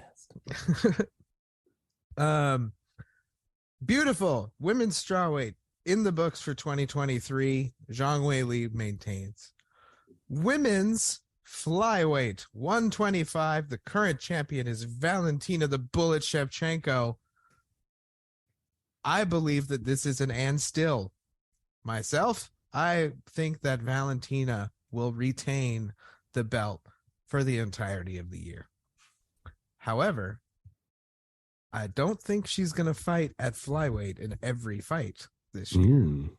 Wink, wink, wink. But I do think she will retain the belt. I'm going to go with you on that one as well. That's an and still for Valentina. I'm looking at some names, right? We've mentioned Erin Blanchfield, who just destroyed Molly Meatball in her last fight. Tatiana Suarez, who's not listed on the UFC rankings because she hasn't fought in almost 3 years, is a enticing prospect. However, in 2023, she just needs to get 2, maybe 3 wins, and then 2024 is where I think she could take over. Looking at the rest of that list, I see a lot of names that Valentina's already beaten. So it's going to be an and still for me. Yeah. I didn't know that Tyler Santos beat Meatball Molly McCann. No, Erin Blanchfield. But Tyler Santos as well. Oh, really? Yeah. July 15th, 2020 on the Kadar Ige card. I wasn't even really, if I'm being honest, aware that Molly McCann existed until the Patty Pimblett stuff. So, yeah. Which is no shot at her. It's just the way that it is. Also on that card, July 15th, 2020, Hamzat Chimaev, Jared Gordon, Jack Shore, haven't heard his name in a while. Tim Elliott, Calvin Kattar, Ryan Benoit. Anyway, Cody Stamen. Whatever. This is an and still for me too. With like a dark horse for Tatiana Suarez. Only I do not think Tyler Santos or Manyan Furo can beat Shevchenko. I know that Katie Chooks can't. So I guess the thing would be, could we see someone like Tatiana Suarez? Like, does she have a fight lined up? She would have to skyrocket. She does. Tatiana is fighting in the first quarter. So let's see. Tatiana Suarez and Aaron, you said she has to skyrocket. I don't agree with you for a reason. 2 fights. She's got to win 2, and then she's a contender. That's what I mean. So actually, this is just MMA news earlier today. Yeah, so they're saying early next year. I could see a situation where she runs through 2 opponents pretty handily. And then the UFC is sitting around in July, like maybe let's say she fights February and June, wins both convincingly. And then they're like, all right, we have nobody interesting to throw at Shevchenko. She's run through a couple people a la Alex Pereira. Let's just throw Tatiana Suarez at her. And I don't think she has to skyrocket because I think the division is pretty weak. I do think Erin Blanchfield has a chance, maybe with one more win. But realistically speaking, I don't know who's beating Valentina. Yeah. Agreed. It really not. And you know what? I do think, bleeding into women's bantamweight, I do think that she might challenge Amanda for a trilogy at bantamweight, but I think she will lose again. So I do think that Amanda's just so much bigger than her. She's so big. She's so strong, and it's not going to happen, but it would sell a lot of tickets. It could open up flyweight for a new champion or a new name temporarily in the interim. That way, if Valentina loses, she can at least go back, and that'll sell. And Amanda's still dominant. Amanda's my aunt still for women's bantamweight. I don't see anybody but her I would see her vacating and then ending the division before I would see somebody else being the champ. Like featherweight. Dude, I don't know. I think the Juliana Pena fight notwithstanding, she really redeemed herself. Amanda did in that rematch, like total domination. I'll say 50-43 folks on one card. 50-40. Was there even another one of those in any fight all year? I don't recall in a fight. Not many. Fight. And with all the pressure on her? Yes. For retribution, right? To reclaim glory. 50-43. And there was a 50-43. That 50-43 was not ridiculous. No, not whatsoever. I agree with there's a lot of parody here. I agree with Aaron. The biggest fight she's going to have this year is fighting Valentina, and Valentina will lose, much to my chagrin, because I like Valentina, but Amanda is more powerful, has a size advantage, and if she's smart, won't be much of a competition. It's all of those things. It's Ann Still. Short of her retiring. Yeah. Which, a caveat for if that happens, then our pick wasn't necessarily wrong. Yeah. They're having another kid.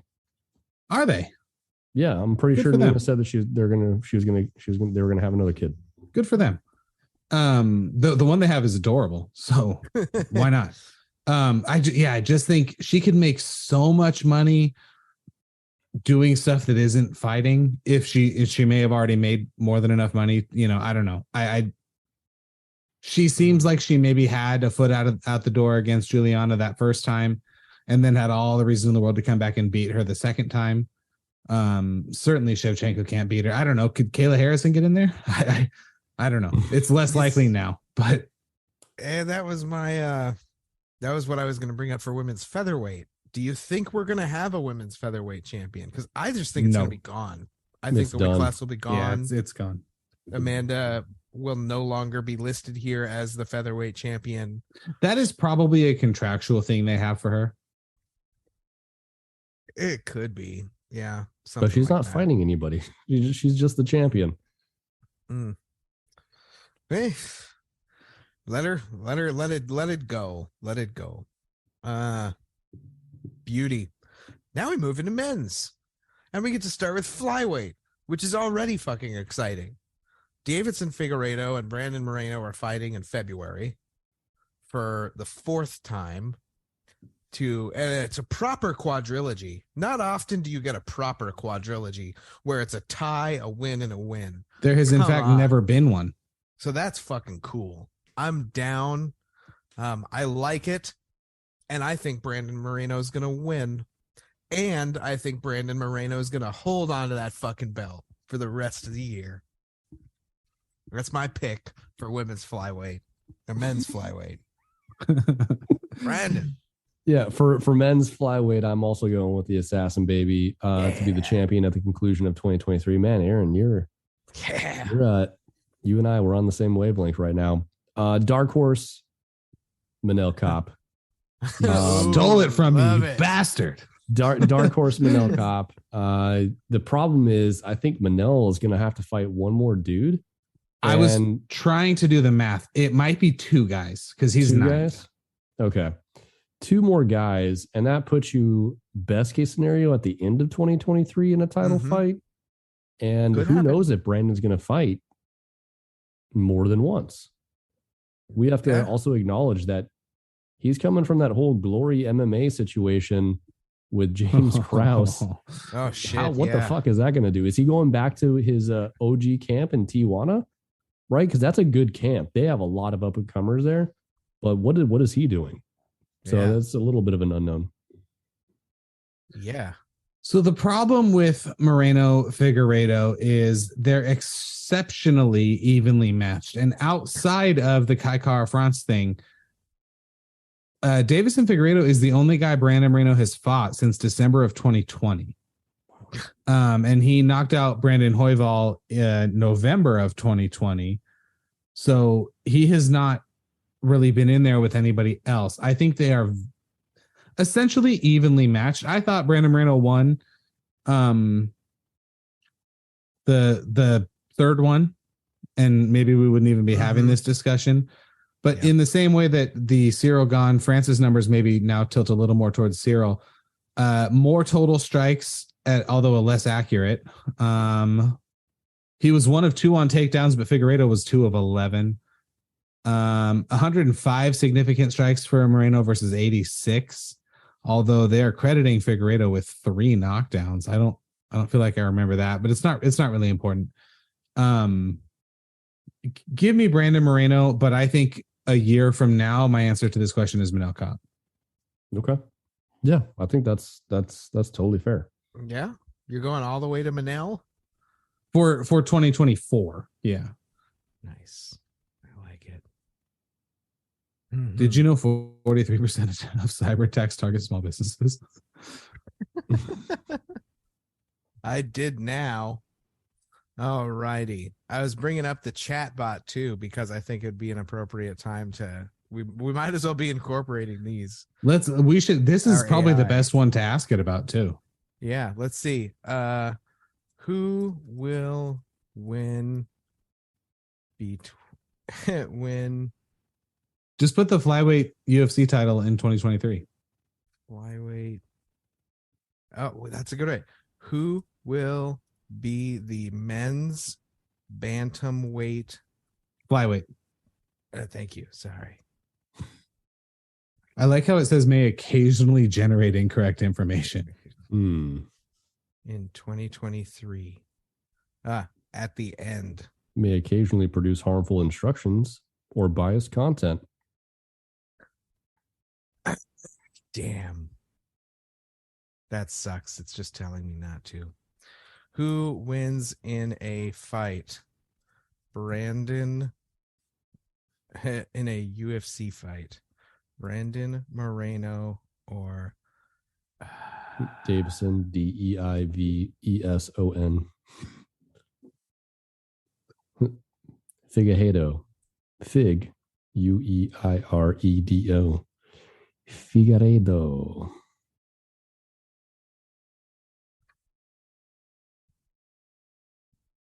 There are many variables. It is not possible to predict the outcome. There are many variables, blah, blah, blah, physical. Interesting. So it's not going to tell me. Can you give me the likelihood? Please?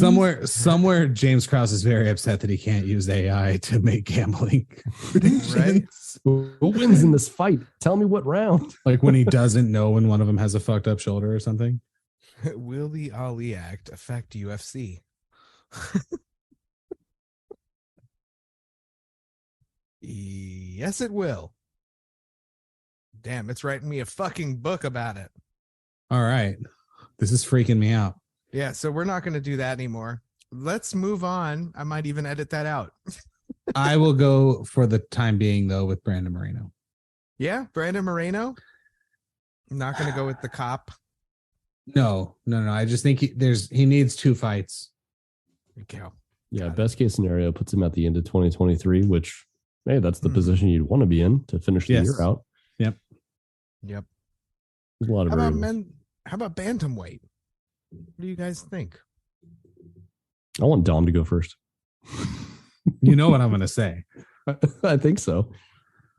Sugar Sean O'Malley. That's the only one. Yeah, that's the answer. Okay. And I think he probably gets it from Henry Cejudo. Wow. Okay. And then I think he defends it against Cheeto. Okay. I see your Sean O'Malley, and I raise you Cheeto with the repeat. Yeah, it's not TKO crazy. Stoppage at the end of 2023. It's not crazy what you're saying. It's not crazy. Sugar Sean, and be the new bantamweight champion at the conclusion of 2023. Wow, we're all different. I think Henry Cejudo is going to be the bantamweight champion at the end of 2023. Okay. Triple C. But here's the thing. Zero love for Aljamain Sterling on this podcast. Sorry, Aljamain. I did write a caveat because you had the dark horse of Cop, right? I wrote on here, Henry Cejudo, but he will vacate it by the end of the year to challenge Volkanovski, and Marlon Vera will be the interim champion. What the fuck? You just think I know. I think he will come in, win it, vacate immediately just to move up to fight Volkanovski after he loses to Islam. And the UFC is going to be like, fine, fuck you, get out of bantamweight. I just don't think Henry Cejudo is that big of a star. I don't either, but I just don't think he's going to win anything either. You know what I want to do as a dark horse for flyweight? Mighty Mouse. Mighty Mouse comes back? Fuck yeah. Oh, Mighty Mouse comes back, gets out of his one FC contract. Yep. or the UFC goes, you know what, guys? We're going to cross promote and we're going to do a flyweight tournament. Hey, you know what? I'm taking my pants off right now. The Ali Act goes into place and we form the IFMMA. And then, yes, you do a crossover unified belt between flyweight champions. I love it. Hell yeah. I love it. Bantamweight, that sounds fun. You know what? I think that at any time 3 of us can come together and each have a different idea of who the champion will be at the end of 1 year does make that a pretty exciting weight class. Watch it be Corey Sandhagen or something. We didn't even talk about Merab. Merab could beat any of those guys with his cardio and his tenacious grappling ability. Yes, he could. Mm-hmm. That was definitely in the conversation. One weight class up. Men's featherweight. I want to skip that one or nah. I think Volkanovski is gonna have the men's featherweight belt at the end of 2023 after he takes it back from Yair Rodriguez or Max Holloway by the end of the year. Takes it back? I think he's gonna lose to Islam. Okay, but he'll still have the featherweight belt. No, he will not, because Yair yes, he will. Yair and Josh Emmett are fighting for the interim belt. No, yeah, but that's interim. Yeah. And I don't think he's going to be back that fast. Brandon Moreno holds the interim flyweight belt. Figueiredo still has the actual flyweight belt. Yeah. So they aren't. Volkanovski's not. Guess so, then. They're not going to make him vacate it. There's no way. No, not unless there's a traumatic injury, which hopefully there's not. He will be able to remain the featherweight champ. He's already stated he wants to defend both.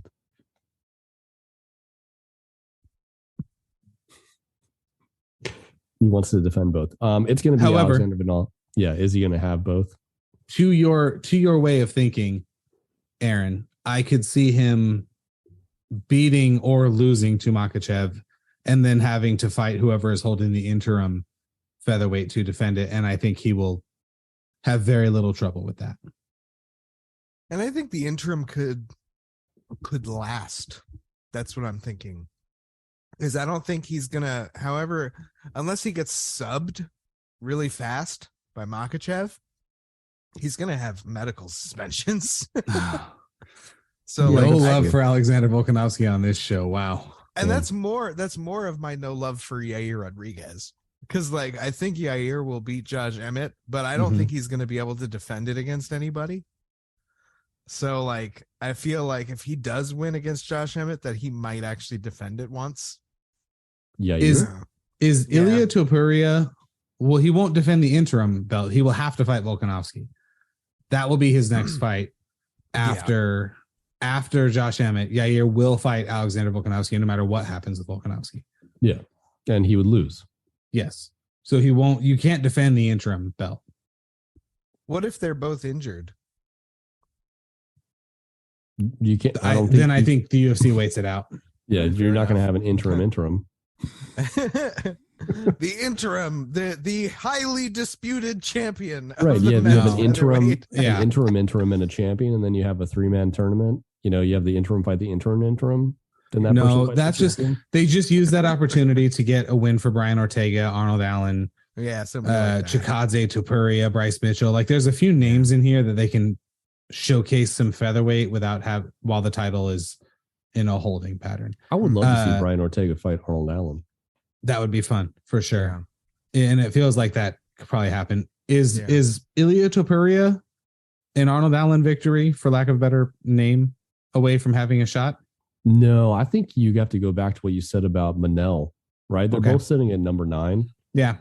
And Bryce Mitchell, hey, that's a name, right? And he's got his own exclusive trunks. I think that's sick. I love stuff like that. If that carries enough clout.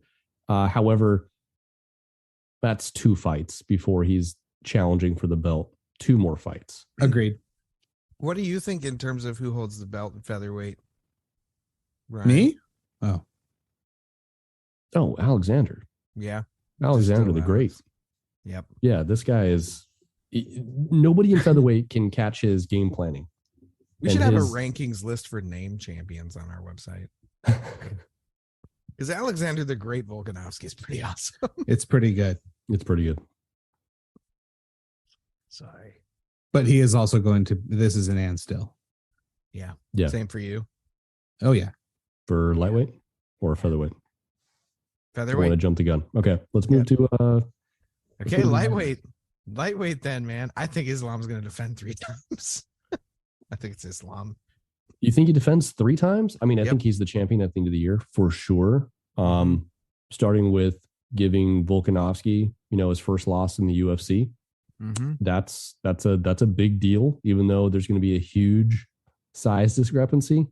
Mm-hmm. I don't think there's anybody that's beating this guy. Nope. And I think that if he can do it if he can get through Alex fast, he could fight again International Fight Week and then the end of the year card. Who does he fight in International Fight Week? Anyone. Anybody? How many times? Benil? Maybe. If Chandler wins next, whoever Chandler beats next. I don't think there's anything even remotely interesting about Beneil Dariush fighting Islam Makhachev. No. With all due respect to Beneil. So Khabib fought, and unfortunately, this is the model we have to use for Makhachev because they are inextricably linked. So Khabib fought in 2013, in 2014, twice in 16, once in 17, twice in 18, and then once in 19, once in 20. Islam's not fighting more than twice. I don't think Islam fights 3 times. No. Okay. But I do max. believe come this time next year, he is still holding on to that belt. Who do you think he's going to defend it against? Maybe Doesn't matter. Yeah. Rafael Fiziev. I think maybe we see Oliveira get another shot at him. I don't think that's unreasonable either. But he hasn't fought Poirier yet. Yeah, sure. We can pretend like we don't know how that would go. Yeah. So Islam also for Dom. So Islam ended 2023. Welterweight, a little more interesting. Do you want to kick that one off, Rai? Yeah, I'm going with Kamaru. Yeah, he's gonna beat Leon, and then he's not gonna fight. He's not gonna fight again in 2023. Cosmo's a dark horse, but I don't know if Cosmo's gonna continue down the welterweight road or go to middleweight because of his weight cutting issues. Mm-hmm. And now that I'm looking at this list, I mean, God, I gotta tell you, I mean, Bilal looked really good. Yeah, he did. In his last fight. Yeah. I mean, he beat Sean Brady, who Sean Brady was that dude. Yeah. Dude's bodied up. He was a terror. Not to mention, we didn't really even see his fight with Leon. Like, because that ended in the first round with the eye pokes. Yes. And like, if Bilal runs through Leon through the rest of that fight, Leon never fights Kamaru at him in the first place. So like, I think he's a big dark horse there. Is he fighting Covington next? He should. Who, Bilal? Yeah. Colby does not have a fight listed or scheduled. I am going to be honest with you guys. I wanted to come in here and pick Colby. I do think Kamaru takes it from Leon Edwards. And I don't even think I would pick Colby to beat Kamaru. I could see it being more something like Kamaru beats Leon Edwards convincingly, maybe the way he beat Masvidal, and retires and just does, Black Panther 3, 4, and 5 or whatever. Or helps promote in Nigeria or whatever the fuck, like awesome stuff from Kamaru, but I don't know how many more Kamaru fights we get. And so I could see Colby claiming a vacant title. I think Colby could beat Hamzat. I'm fairly certain Colby could beat Leon Edwards. The problem with this is this legal stuff with him and Masvidal is not pretty. And so I don't know if we see him for a while, which is why I can't pick him. Having said all of that, my pick for this is Jeff Neal. No, no, I'm gonna go with Kamaru Usman, but it's not as clean as I'd like it to be for a number of reasons, none of which have to do with Kamaru Usman. Sure. So Shavkat Rakhmonov would be my dark horse here, and I think unlike, I'm sorry to talk over you, Aaron, unlike Manel Kape and Ilia Topuria, jumping from 10 to a title fight in welterweight is not as crazy. No, not with the retreads, right? Yeah, because you want fresh blood to a certain degree. That middle, man, 5 through 9 really is kind of like been there, done that. So Shavkat has to go into his next fight though. If he were like, let's say hypothetically, he gets a shot at the end of the year, let's say end of Q3, a title fight. He's got to do something significant and noteworthy in terms of a stoppage in his very next fight. Right? I think Shavkat versus Khamzat is like the fight to make next year. Like, it'll be. I just want DC to commentate that. Yeah, Shavkat and Khamzat, Shavkat Rakhmonayev. Rakhmonov and then Chimaev. That would be so fucking brilliant. Here's the thing, though, is I think Shavkat's way more well-rounded than Chimaev is, and he would win that fight. Yeah, that'd be a close fight, dude. I mean, Khamzat has the wild card ability because he comes out like he's shot out of a cannon. But if he doesn't get it down, I mean, Shavkat can piece him up. Yep. Yes. And he's not going to, I don't know, maybe he has a little bit of size advantage. I don't know, that's interesting. Let's do it. Let's make it happen. Come on. Yeah. Come on, Dana. That's in my fights I need to see in 2023 list. Okay. Khamzat and Shavkat. Yep. Shavkat and Khamzat. Yep. As long as DC's the commentator is all I ask. Yeah. I'm down. But Khamzat, like you were saying, he has that middleweight dark horse element to him as well. Yeah. Which is a good transition into middleweight, where Alex Pereira is currently the champion. Do either of you have a leaning on middleweight? Yes. I think Izzy's gonna get it again, but it's not gonna be getting it back from Alex Pereira. I don't know what's gonna happen with Alex Pereira, but I don't like the way his weight cuts looked. Oh, you think he's gonna lose it on the scale? I think he's gonna lose it on the scale or move up. And maybe he defends one more time. Maybe it's even against Izzy. Who's going to beat him? Well, I mean, at middleweight. I'm talking about middleweight. I think Israel Adesanya could take it back. Okay, let me ask you now. Let's He's be never honest. Done it before. What have you seen from any of the 3 times they fought where you think Stylebender can beat him? We're getting to a point now, and here's the thing, guys. I'm an Angel fan. Every March, my grandma and I discuss the 25 different paths to the World Series the Angels have. We are 0 for our last 20, and that's in years. Because the Angels have sucked outside of 2014 when they had the best record in baseball and then got swept by the Royals. Yes, I'm over it. At some point, we have to call this what it is. I'm not even willing to say Pereira is a better fighter overall than Adesanya. I think he just has his number.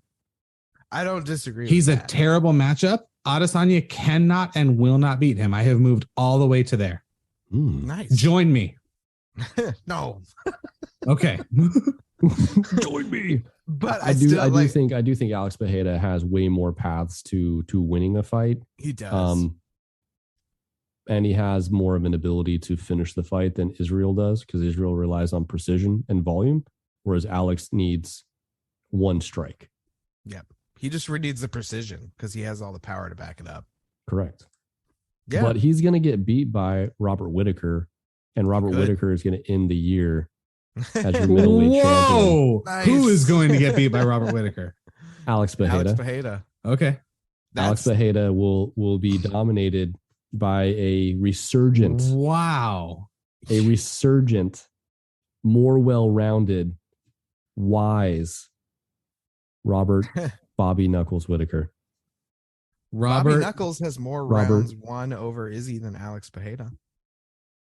But that's an interesting point. That is an interesting point that I would love to dispute and can't. So I will skim past it. Whittaker does have like more well-rounded quality to his complete MMA game over Izzy.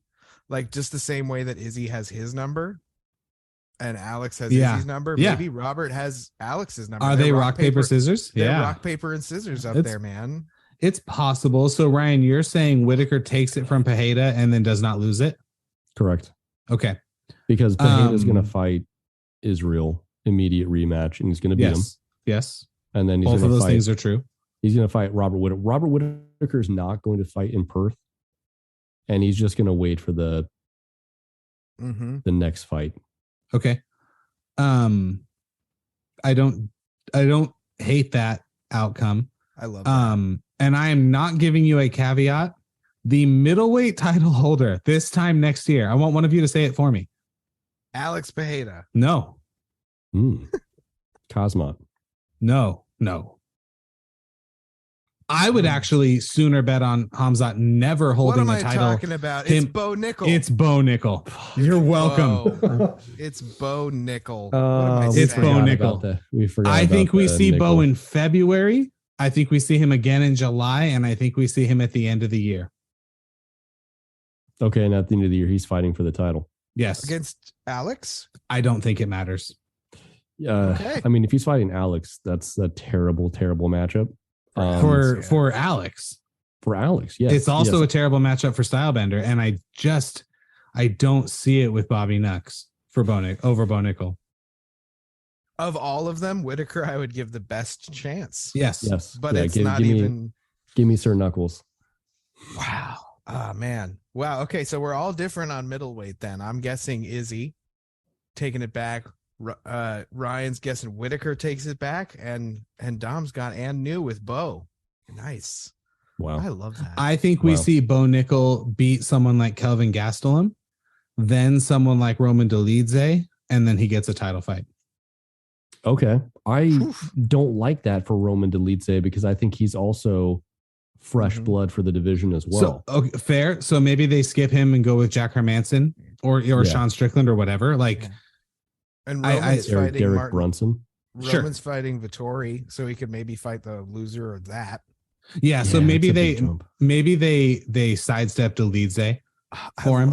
I loved your idea of him fighting Kelvin and then like winner of Roman and Marvin. Yep. Bo Nickel. You don't and circus right away. Here's another thing for you. He will end the year as the only American title holder. Not so fast. Yeah. The only American title. Well, Kamaru. Kamaru is from. He likes to represent Nigeria. Yeah, he does. Okay, you're right. Where was he born? That's where Nigeria. it says Nigeria. So I go with place of birth. Yeah, Nigeria. Oh, and Marlon's from Colombia. Marlon Vera. Oh, sorry. Sean O'Malley is from Montana. So never mind. Yeah. So yeah. Fucking Montana. Okay. Lives in Arizona. I like that. Bo Nickel, the middleweight title holder. And you both know it's not crazy. It's not crazy. That's a really fast move. That's unprecedented. They just did it with Bejeda. They did. 4 fights. Bo Nickel has not had one fight in the UFC. But he has fought on the Contender Series, which the level of competition he was facing was not exactly Alex Bejeda. Oh, my goodness. If you squint really hard. It's still not Alex Bejeda, but it is a UFC cage. It is. It is a UFC cage. Yes. It is in Contender Series. These are people that are not UFC fighters. Correct. Just using the UFC brand. He now he could have already had one fight, and then I would be on board with that. fighting 3 times in 2023 with the third one being for the title, because that would be exactly equal to what Alex Bejeda did. But that's not the case. Those are not the circumstances. I feel like you could do it with Bo, but not Rosas Jr. though. Like Correct. Rosas Jr., they're both like that kid young... is like 13, and Bo Nickel's like 26 or 27. So Ryan, to your point, Bo not fighting on this last card like he was supposed to is one of the reasons I think this can happen. I think because they never really said why they pulled him off. He came out, oh, I'm a main event guy first thing, which certainly on a fight night he is, and we'll probably see that. I think they held him out with this plan in mind. He's a big star, and they do not want to lose him to something like PFL. And I think they actually think he would go to PFL or to one or wherever, just someone else. I could see that. Yeah. What if he just gets fucking starched? Like, what if he has his debut and it's like Czech Congo in Bellator? Well, then like everything I just said will have been negated, and it's not impossible. But I'd love to see what you said, because that'd be fun. Light heavyweight. Right now, there is no champion at light heavyweight. A lot of contenders. Yeah. Yuri, he's out at least until the end of the year. So, maybe he could come back at the end of the year and he could be the champ again. Jamal Hill, as you know, is fighting Glober for the vacant belt. So we will at least have one soon. I think Magomed Ankalaev is going to end 2023 as the light heavyweight champion. And I do think he will take it from whoever is holding it, even if Yuri comes back. I even think Yuri would struggle against the Magomed that fought Jan Blachowicz. So I think Magomed is gonna wind up with that belt over summer, and it will not leave his waist. So I have a thought, and the problem is I don't know when this guy is going to be coming back. I suspect it will be in 2023, but I think Alexander Rakic will be the champion at the conclusion of 2023. Technically, he did lose to Jan Blachowicz, but that was because of an injury. It was not because he was getting his ass beat by Jan Blachowicz, which he was not. It was the other way around. And I am tempted to throw out there Krylov, because I really love the way he puts up volume. However, I think Rakic is better defensively than Nikola is, and we saw him get triangled with quickness from my homie Paul Craig, the Bear Jew, and I just think he's got it all. He's got the look, he's got the well-roundedness. I just want to make sure that he's healthy, and I think you'd have to fight twice. Light heavyweight, do they really fight twice in a year? You don't see it too often outside of Jamal Hill and Paul Craig. Yeah. But that's who I'm going with. I'm going with Rakic. Nice. Luka had 60, 21, and 10 tonight. 60? What? 60 points, 21 rebounds, and 10 assists. Wow. And Dallas was down by 9 with 33 seconds left, and they somehow forced overtime and won. Yeah, well, the NBA is a joke. The defense is no longer a thing in the NBA. But even 60, 21, and 9. Fuck. I know. But like Jokic puts that shit up, right? And he's also massive. Jokic is he defies all logic. Yeah. So man, we don't get any UFC action until 2 weeks from now. That sucks. Yeah. Imavov and Gastelum. Anyway, I don't hate the Rakic decision choice, although he was not getting beat up.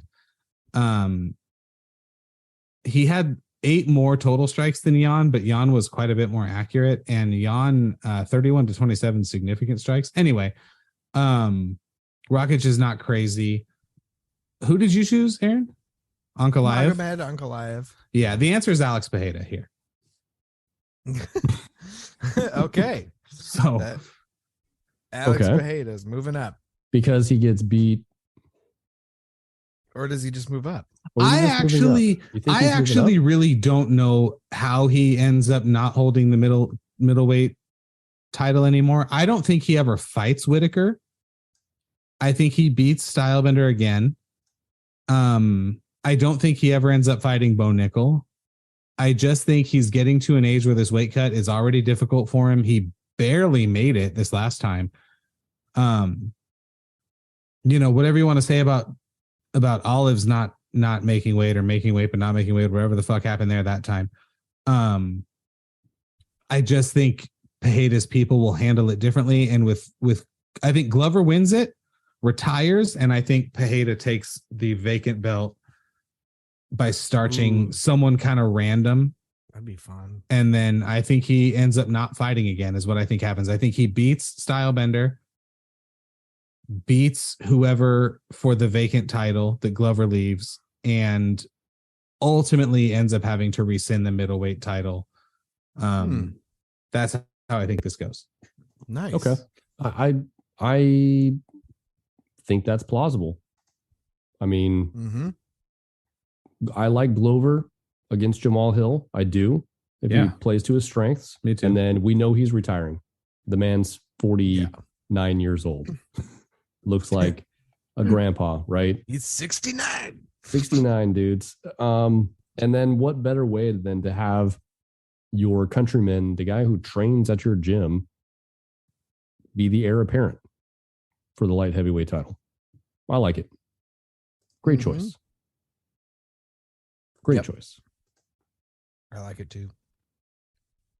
That's the way it's going to go. So you're welcome. I've made worse predictions. Yeah. Yeah. I think we all have.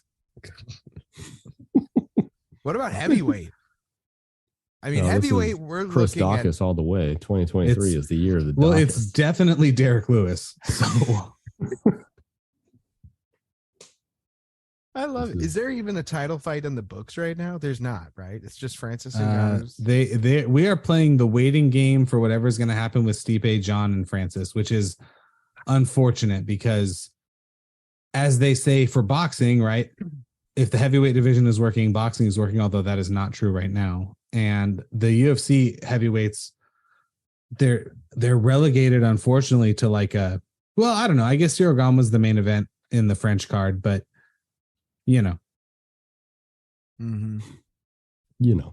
Are you leaning anyway on who's holding it at the end? I am. Do you want to kick us off? No. Okay, I will. And I'm going to tell you how it's going to go. Do it. So the wild card here is Stipe, not that I think he's going to win the belt. I think hopefully relatively soon we get an answer. Maybe we see John and Stipe fight for a vacant belt. And if that happens, this really fucks up my prediction. I think John beats him in an uninteresting, kind of boring wrestling match that is close, but kind of not close. Then maybe Stipe sort of just rides off and eventually he gets brought up the way Cain Velasquez does, where it's like, yeah, great heavyweight. But you know who we never talk about is Cain Velasquez. I think Stipe, even though he's defended it more times than anyone probably ever will, because they fight so infrequently. That's the weird thing. I have said on this show, I don't know if we ever see Francis fight in the UFC again. I have not abandoned that entirely, although it seems more plausible now than it did 4 or 5 months ago. I think John takes it either against Francis or against Stipe. My prediction is cleaner if he takes it against Francis, or from Francis rather. And then I think towards the end of the year, maybe the big December card, we see the one and only Cyril Gane beat John Jones, who is, I think, the only guy who can do it. And I think at the end of the year, Cyril Gane is holding the heavyweight belt. Nice. I would be good. I would be good with that. I like the way that story plays out. I don't know if Stipe is going to fight in 2023. Well, and he's the monkey wrench, because if him and John fight for like an interim title fight, the way my prediction doesn't work is if they re-sign Francis, but he's not ready. So they do an interim belt, which we've seen they'll do because they did it with Cyril and Derek Lewis. And then John would have to fight Francis, and then he's certainly not fighting 3 times this year. So that's how Cyril doesn't get the belt. But if it just kind of hinges on the Stipe thing not happening. So we're not far away from each other. Okay. Actually, I also think Gon is holding the belt at the end of 2023. And I also think that there's some interim fuck-uppery. I think that John Jones is going to come back, and I think he's going to fight Francis. Okay. Who wins? I also think he could fight Stipe, and I think John Jones wins either of them, but it's wrestling heavy, and it's kind of boring and kind of dumb, and nobody gives a shit about whatever the next fight is going to be for them. And maybe there's contract problems, and there's an interim. Like, I do think there's an interim in there somewhere between Gon and either Pavlovich or Blades. So, I think Gon beats either of them. I think, you think they're going to make Cyril fight for the interim belt again? I think they'll make Cyril fight for an interim again if Francis and John Jones happens, and neither of them are willing to fight. If Francis and John Jones happens, there won't be an interim belt. Or sorry. If that doesn't happen, like if there's no Francis, no John Jones, then I think that Sergey and Curtis will fight for interim, or Gon in there, and I think Gon will end up with the belt, and he'll be the only heavyweight with a belt, whether it's interim or undisputed. I agree with that. So I think we're all on the Gon train. Like, we've seen him in person, what he can do with that size, with his There's agility. nothing like it, man. There's nothing like it. Yeah, his litheness. Good word. Yes. The black card, the wild card, dark horse here is Tom Aspinall. That's right. Tom Aspinall was a big up and comer, and we know that he tore his ACL. But we know that was some time ago, and I actually just looked it up. They said the initial prognosis for healing was about 8 months. So he's looking at another 4 months or so to be physically capable of full training. But he's also acknowledged the fact that he needs to be mentally comfortable in using all of his athletic gifts, and to get back into that mindset of what he was doing in 2022. And then you see him, who does he fight? That's the other thing, is like Alexander Romanov. Romanov's all the way down at 13. I don't like that. I think Romanov should fight somebody like Jairzinho. Aspinall already beat Volkov. Who did he hurt his leg against? I don't recall. I got you. Hang on. Thank you. He hurt his leg against Curtis Blades. Okay. So and then maybe Curtis run Blades that back. won the fight after that. Yes. Well, it was a different fighter, obviously. Different fight, but yeah, Tom just, that was right at the beginning of the fight, and it was just, that was Curtis's last fight. He beat Dawkins before that. And Rosenstreich. Yep. Although remember Derek Lewis, there was a Herb Dean special. Yeah. When Derek Lewis sent him to the planet Zarlak. And if I'm not mistaken, Derek Lewis looked at Curtis Blades' corner and said, that's Herb Dean's fault, which he was correct. Yeah. Not gone well for Derek since then. But uppercuts. Tom Aspinall does totally the dark. See, I disagree. Not because of the ACL. Watch the NBA or the NFL. ACL injuries are not as bad as they used to be. They're not. That's assuming he has access to that sort of medical care the way that like an NBA or NFL player does, which he may not. I don't know. I think the problem for Tom Aspinall this year is that heavyweights just don't fight enough. Yeah. I think we've got to see him one more time and then beat someone of note, which he certainly could. And then maybe you see him get a title fight. But the problem is that means that Francis will have had to re-signed and for whatever reason not fought and then agreed to it. Like it's a timing issue for Tom Aspinall, I think. Yeah, it's a weird combination of I've fought really this is. guy before. Sergey has surged up to number 3. Yeah. That's in and of itself. I'd like to see him fight Ty. Ty said he's taking time off. Sergey did just fight Ty. Yeah, well, I mean Ty and Tom. Oh, because Ty said he was going to take time off. Mm-hmm. Oh yeah, and Tom's injury was quite a while ago, like 6 months, 6-7 months. So Tom, if he's going to come back, it's going to be sometime in the middle of the year. And Tom got hurt in July. April. Yeah. Yes. So he might be back in March, April. Could maybe. That'd be the soonest we see him. Yeah. It's probably more likely July, August. Now the fight for Tom to make, if we're thinking about the Tom aspect of it, would be to fight Stipe. Old guard, new guard. Why would Stipe do that? Exactly. Why would Stipe take that fight? So really, then you're like, do we then burn one of our new guys and put Tom against Sergey? No. Do you run back Tom versus Curtis Blades? Yeah, maybe. Since it was a fluke, since it was fluky. I mean, Tom stepped backwards and on his leg wrong, and it went out. Like Curtis, no. I think that actually is a good fight to run back. Okay, but it's still going to be Cyril Gane at the end of the year. How do you think he gets it done? Whoever he beats or whoever he fights, he's going to finish. I think the lesson learned for Cyril is that while he is great at his decision making, he needs to show more finishing ability. Well, let me hang on. How are you qualifying that? I think he needs to not grapple. So he knocked out Dos Santos. He knocked out, decision against Rosenstreich, decision against Volkov, knocked out Derek Lewis, lost decision against Ngannou, but looking back, I don't agree with that decision, and knocked out Tai Tuivasa. So he's shown some finishing power. He's shown some finishing power. Derek Lewis was an accumulation of strikes, much in the same way that Tai Tuivasa was. Oh, yeah. An accumulation of strikes later in the fight. I believe both were 4th round.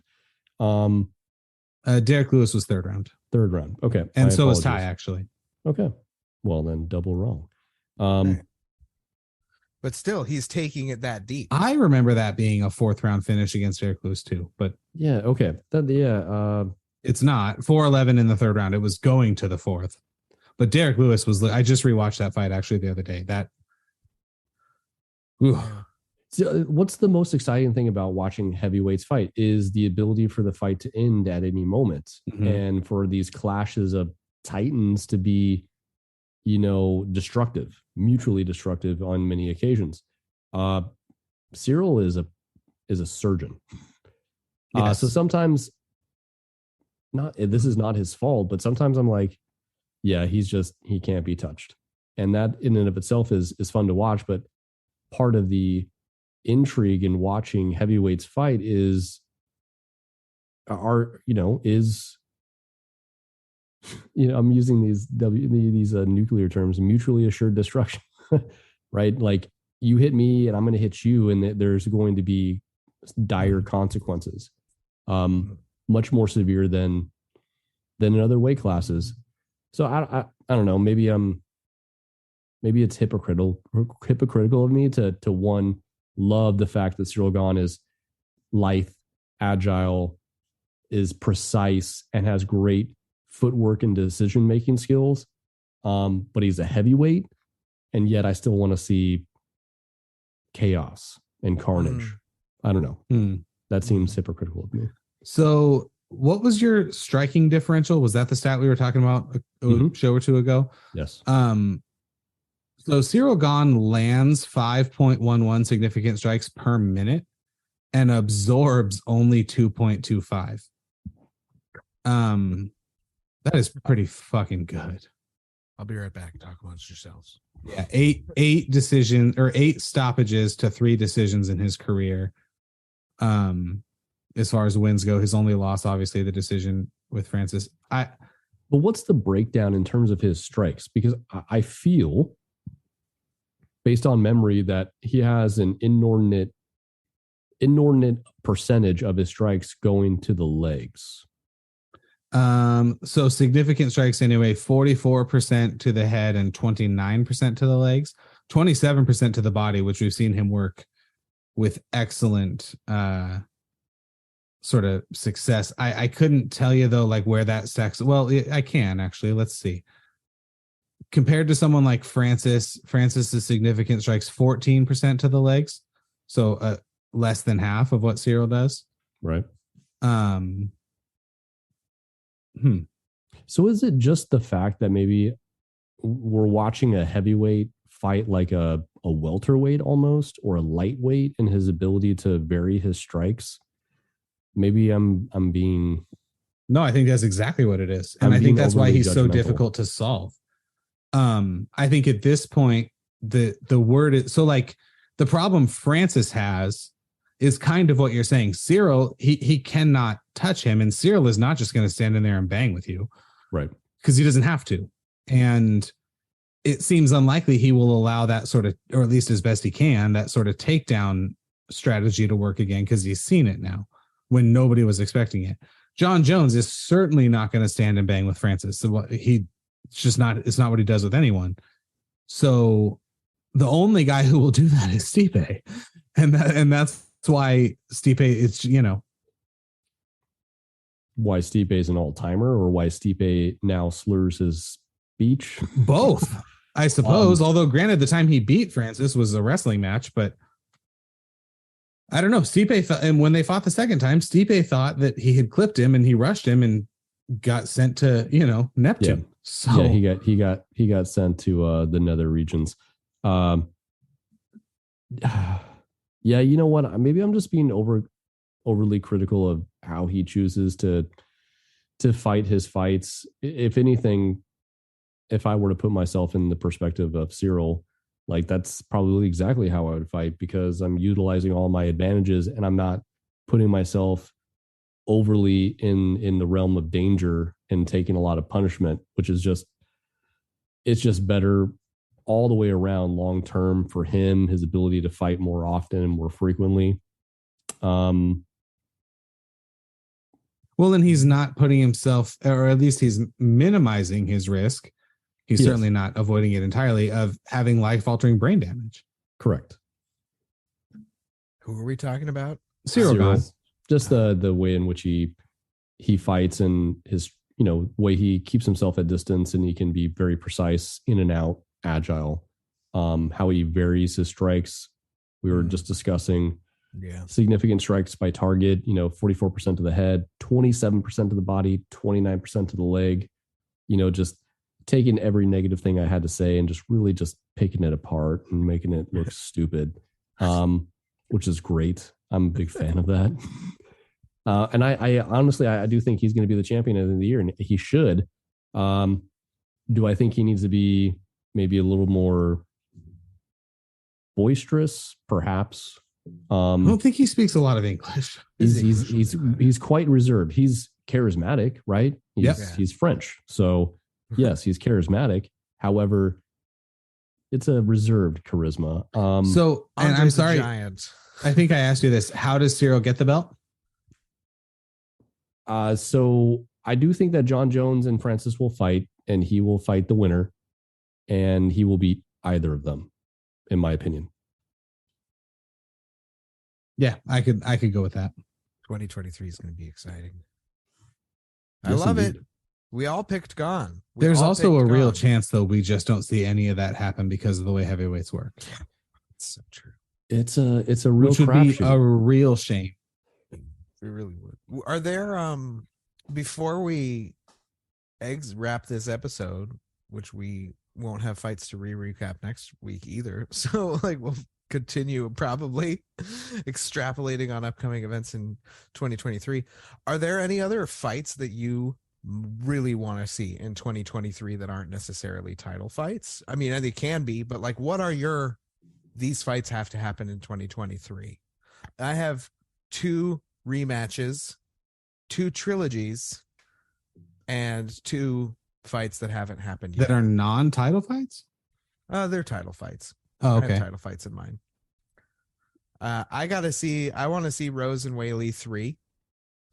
And I want to see Shevchenko, and Nunes 3. Those are the 2 trilogies I want. Okay. Rematches, I want Cheeto and Suga. I want Cheeto and Sugar Sean too.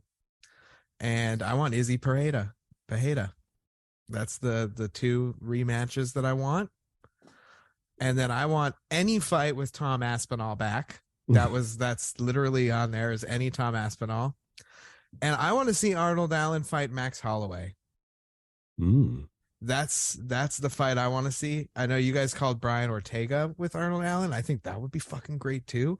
But Arnold Allen's swinging, man. I want to see his boxing. I want to see Max Holloway fight Arnold Allen. Those are my 2023s. That's like my wish list. That's a great fight. I think Max eats up Arnold Allen. You think so? You think he pieces him? I think he eats him up. Jab him I apart. feel like I don't really know what Max is. He's in a transition period. He really is. I don't know what he is anymore.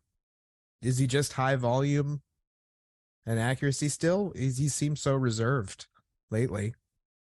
But I don't know. I will give you one sort of out of left field, sort of not. I'd like to see our guy Max Griffin get another shot at Neil Magny. I like that. Oh, yeah. See if he can get that decision back, finish it off. That'd be nice. I'd be into that. I'd like to see Max Griffin fight Neil Magny. I'd like to see Max Griffin fight Ian Gary. Ian Gary? Okay. Yeah. It might be later up the line, but that's an up and comer. Yeah. Maybe not right away. Maybe if Ian Gary wins 1 or 2 more and Max wins another 1 or 2. But Ian Gary and Max Payne Griffin would be an eyeball fight. There'd be a lot of eyes on that, I think. I'd also like to see Patty fight someone of note and get a fair decision. Yeah, I said it. Yep. I like what they said earlier in the year about him potentially fighting Terrence McKinney, because I think that would be, one, it's the end of the Patty show, but 2, like in the moment, would be oh so sweet to watch. Mm-hmm. And Terrence McKinney would gain a fuckload of fans. Yeah, Terrence McKinney is charismatic as well. He's very exciting to watch also. Mm-hmm. So for him to have that type of name recognition under his belt would be huge. Is there the sort of Paddy Pimblett hate train hasn't started yet, right? It's pretty much just me in the conductor booth with my hat by myself. No, Paddy Pimblett's probably the chief hated UFC fighter. Well, that's definitely not true. Oh, yeah, it is lately. You think people hate him more than they hate Conor McGregor? Oh, yeah. I mean, he got Recency into bias. shit with... He tried to charge Ariel Helwani to be on the podcast through his manager, and it was all a lie, and Ariel called him out on it, and then Paddy went on and talked to Dana about how Ariel's a piece of shit, and none of it's true. And then his whole fight of the night bullshit. Literally, you're going to be on a card where every fight before you is a finish, and you're going to stand up there and go, fight of the night for me. Like, no, you. Okay. And he thought he won the first 2 rounds and coasted the third. You fucking ridiculous. No, he's so delusional now that the MMA smart fans understand that he has not changed in 8 years of fighting. He was very exciting in Cage Warriors, but he hasn't changed. Is he delusional or is he playing a part? Both. Okay. He's delusional and the UFC is feeding it because he's a charismatic brand fellow, but he's not. The second he faces adversity, it's over. Like he doesn't have what Conor has. Talent. It works when he's able to overcome that adversity and win in dramatic fashion via like finish, stoppage, whether that's a choke or a knockout like he did in his first 2 fights. But the decision, really, that people got a bad taste in their mouth, right? Specifically at the post-fight interview with him. Yeah. To Aaron's point, like saying that was the fight of the night. It's like, dude, do you watch fights? Like that was not the fight of the night. That shouldn't even been on the main card, to be quite honest. And not to mention, he came back and won in fantastic fashion in his first 2 fights. Like, he was losing until he won. And then in Jordan Levitt was like his only like clear-cut victory. And then this one, like, Okay. The fans just they don't buy him being a contender. And they're now coming to the awareness of the fact that he is not self-aware. Is he like the British Colby Covington? He's not there yet because I would love to see the two of them fight each other. That'd be funny. Colby would destroy him. Yes, It's he funny. would. He talks Colby about being a would destroy him. scouser, and That's the I've thing heard, with Colby is like a legitimately fantastic fighter. All I've things, heard that- all I've things heard- considered. I've heard that in the UK, scousers like Patty are viewed like the Jersey Shore boys were viewed here. A scouser like- is just someone from Liverpool. Liverpool. Yeah, but like in the derogatory sense, like if you're from England and somebody calls you a scouser, that's like me calling you a fucking Jersey Shore prick. Well, they have the worst Like- hair and the worst accents. That's so. pretty much what it all comes down to. Is they're all like, "I'll fight you for something stupid." Like, Urban Dictionary says ugh. well, Either way, I don't know. I should probably get wrapping on this episode, fellas. It's Yeah. been a long one. It's time to depart. 2.5 hours. We have been discussing all of these potential outcomes that will. Yeah. What's the over under? 20%, correct? That would be an incredible Over. success rate. 20%. We're calling here. Going over. You're taking the over. I'm taking it. Okay. I thought we were pretty reasonable in the beginning. Yeah. I think I'll take the over as well. Where did we get unreasonable? Where did we get unreasonable? Bo Nickel, What? Alex Bejeda as the light heavyweight champion. What? I don't think that's unreasonable. Don't say we then. Just say I got unreasonable, which is fine. Me saying Robert Whitaker, some would view that as Yes, unreasonable. I would. Me saying Henry Cejudo. Henry Cejudo, well, he is in the testing pool, and he's definitely Yeah. going to come back and fight in a title fight. Yeah. Um, Okay. Yeah. Hey, Rose. I said Rose. It's Come not. on. I mean, when she's Not the best, impossible. she's the best. Yeah. What should we go out on? I mean, 2023 is next. I think 20% 2024. Yeah, I like that. Oh, That's what very we're good. aiming for. Goals. We're shooting for the fucking sky. 20%. 20%. Quite the goal. 20. Wait, we have to actually say it. 20%. 2024. Yeah, you know why I love MMA so much? It's pretty neat. That is 100% true, but it's also because it brings us together. You know what? Violence really does bring people together. Yes, let's get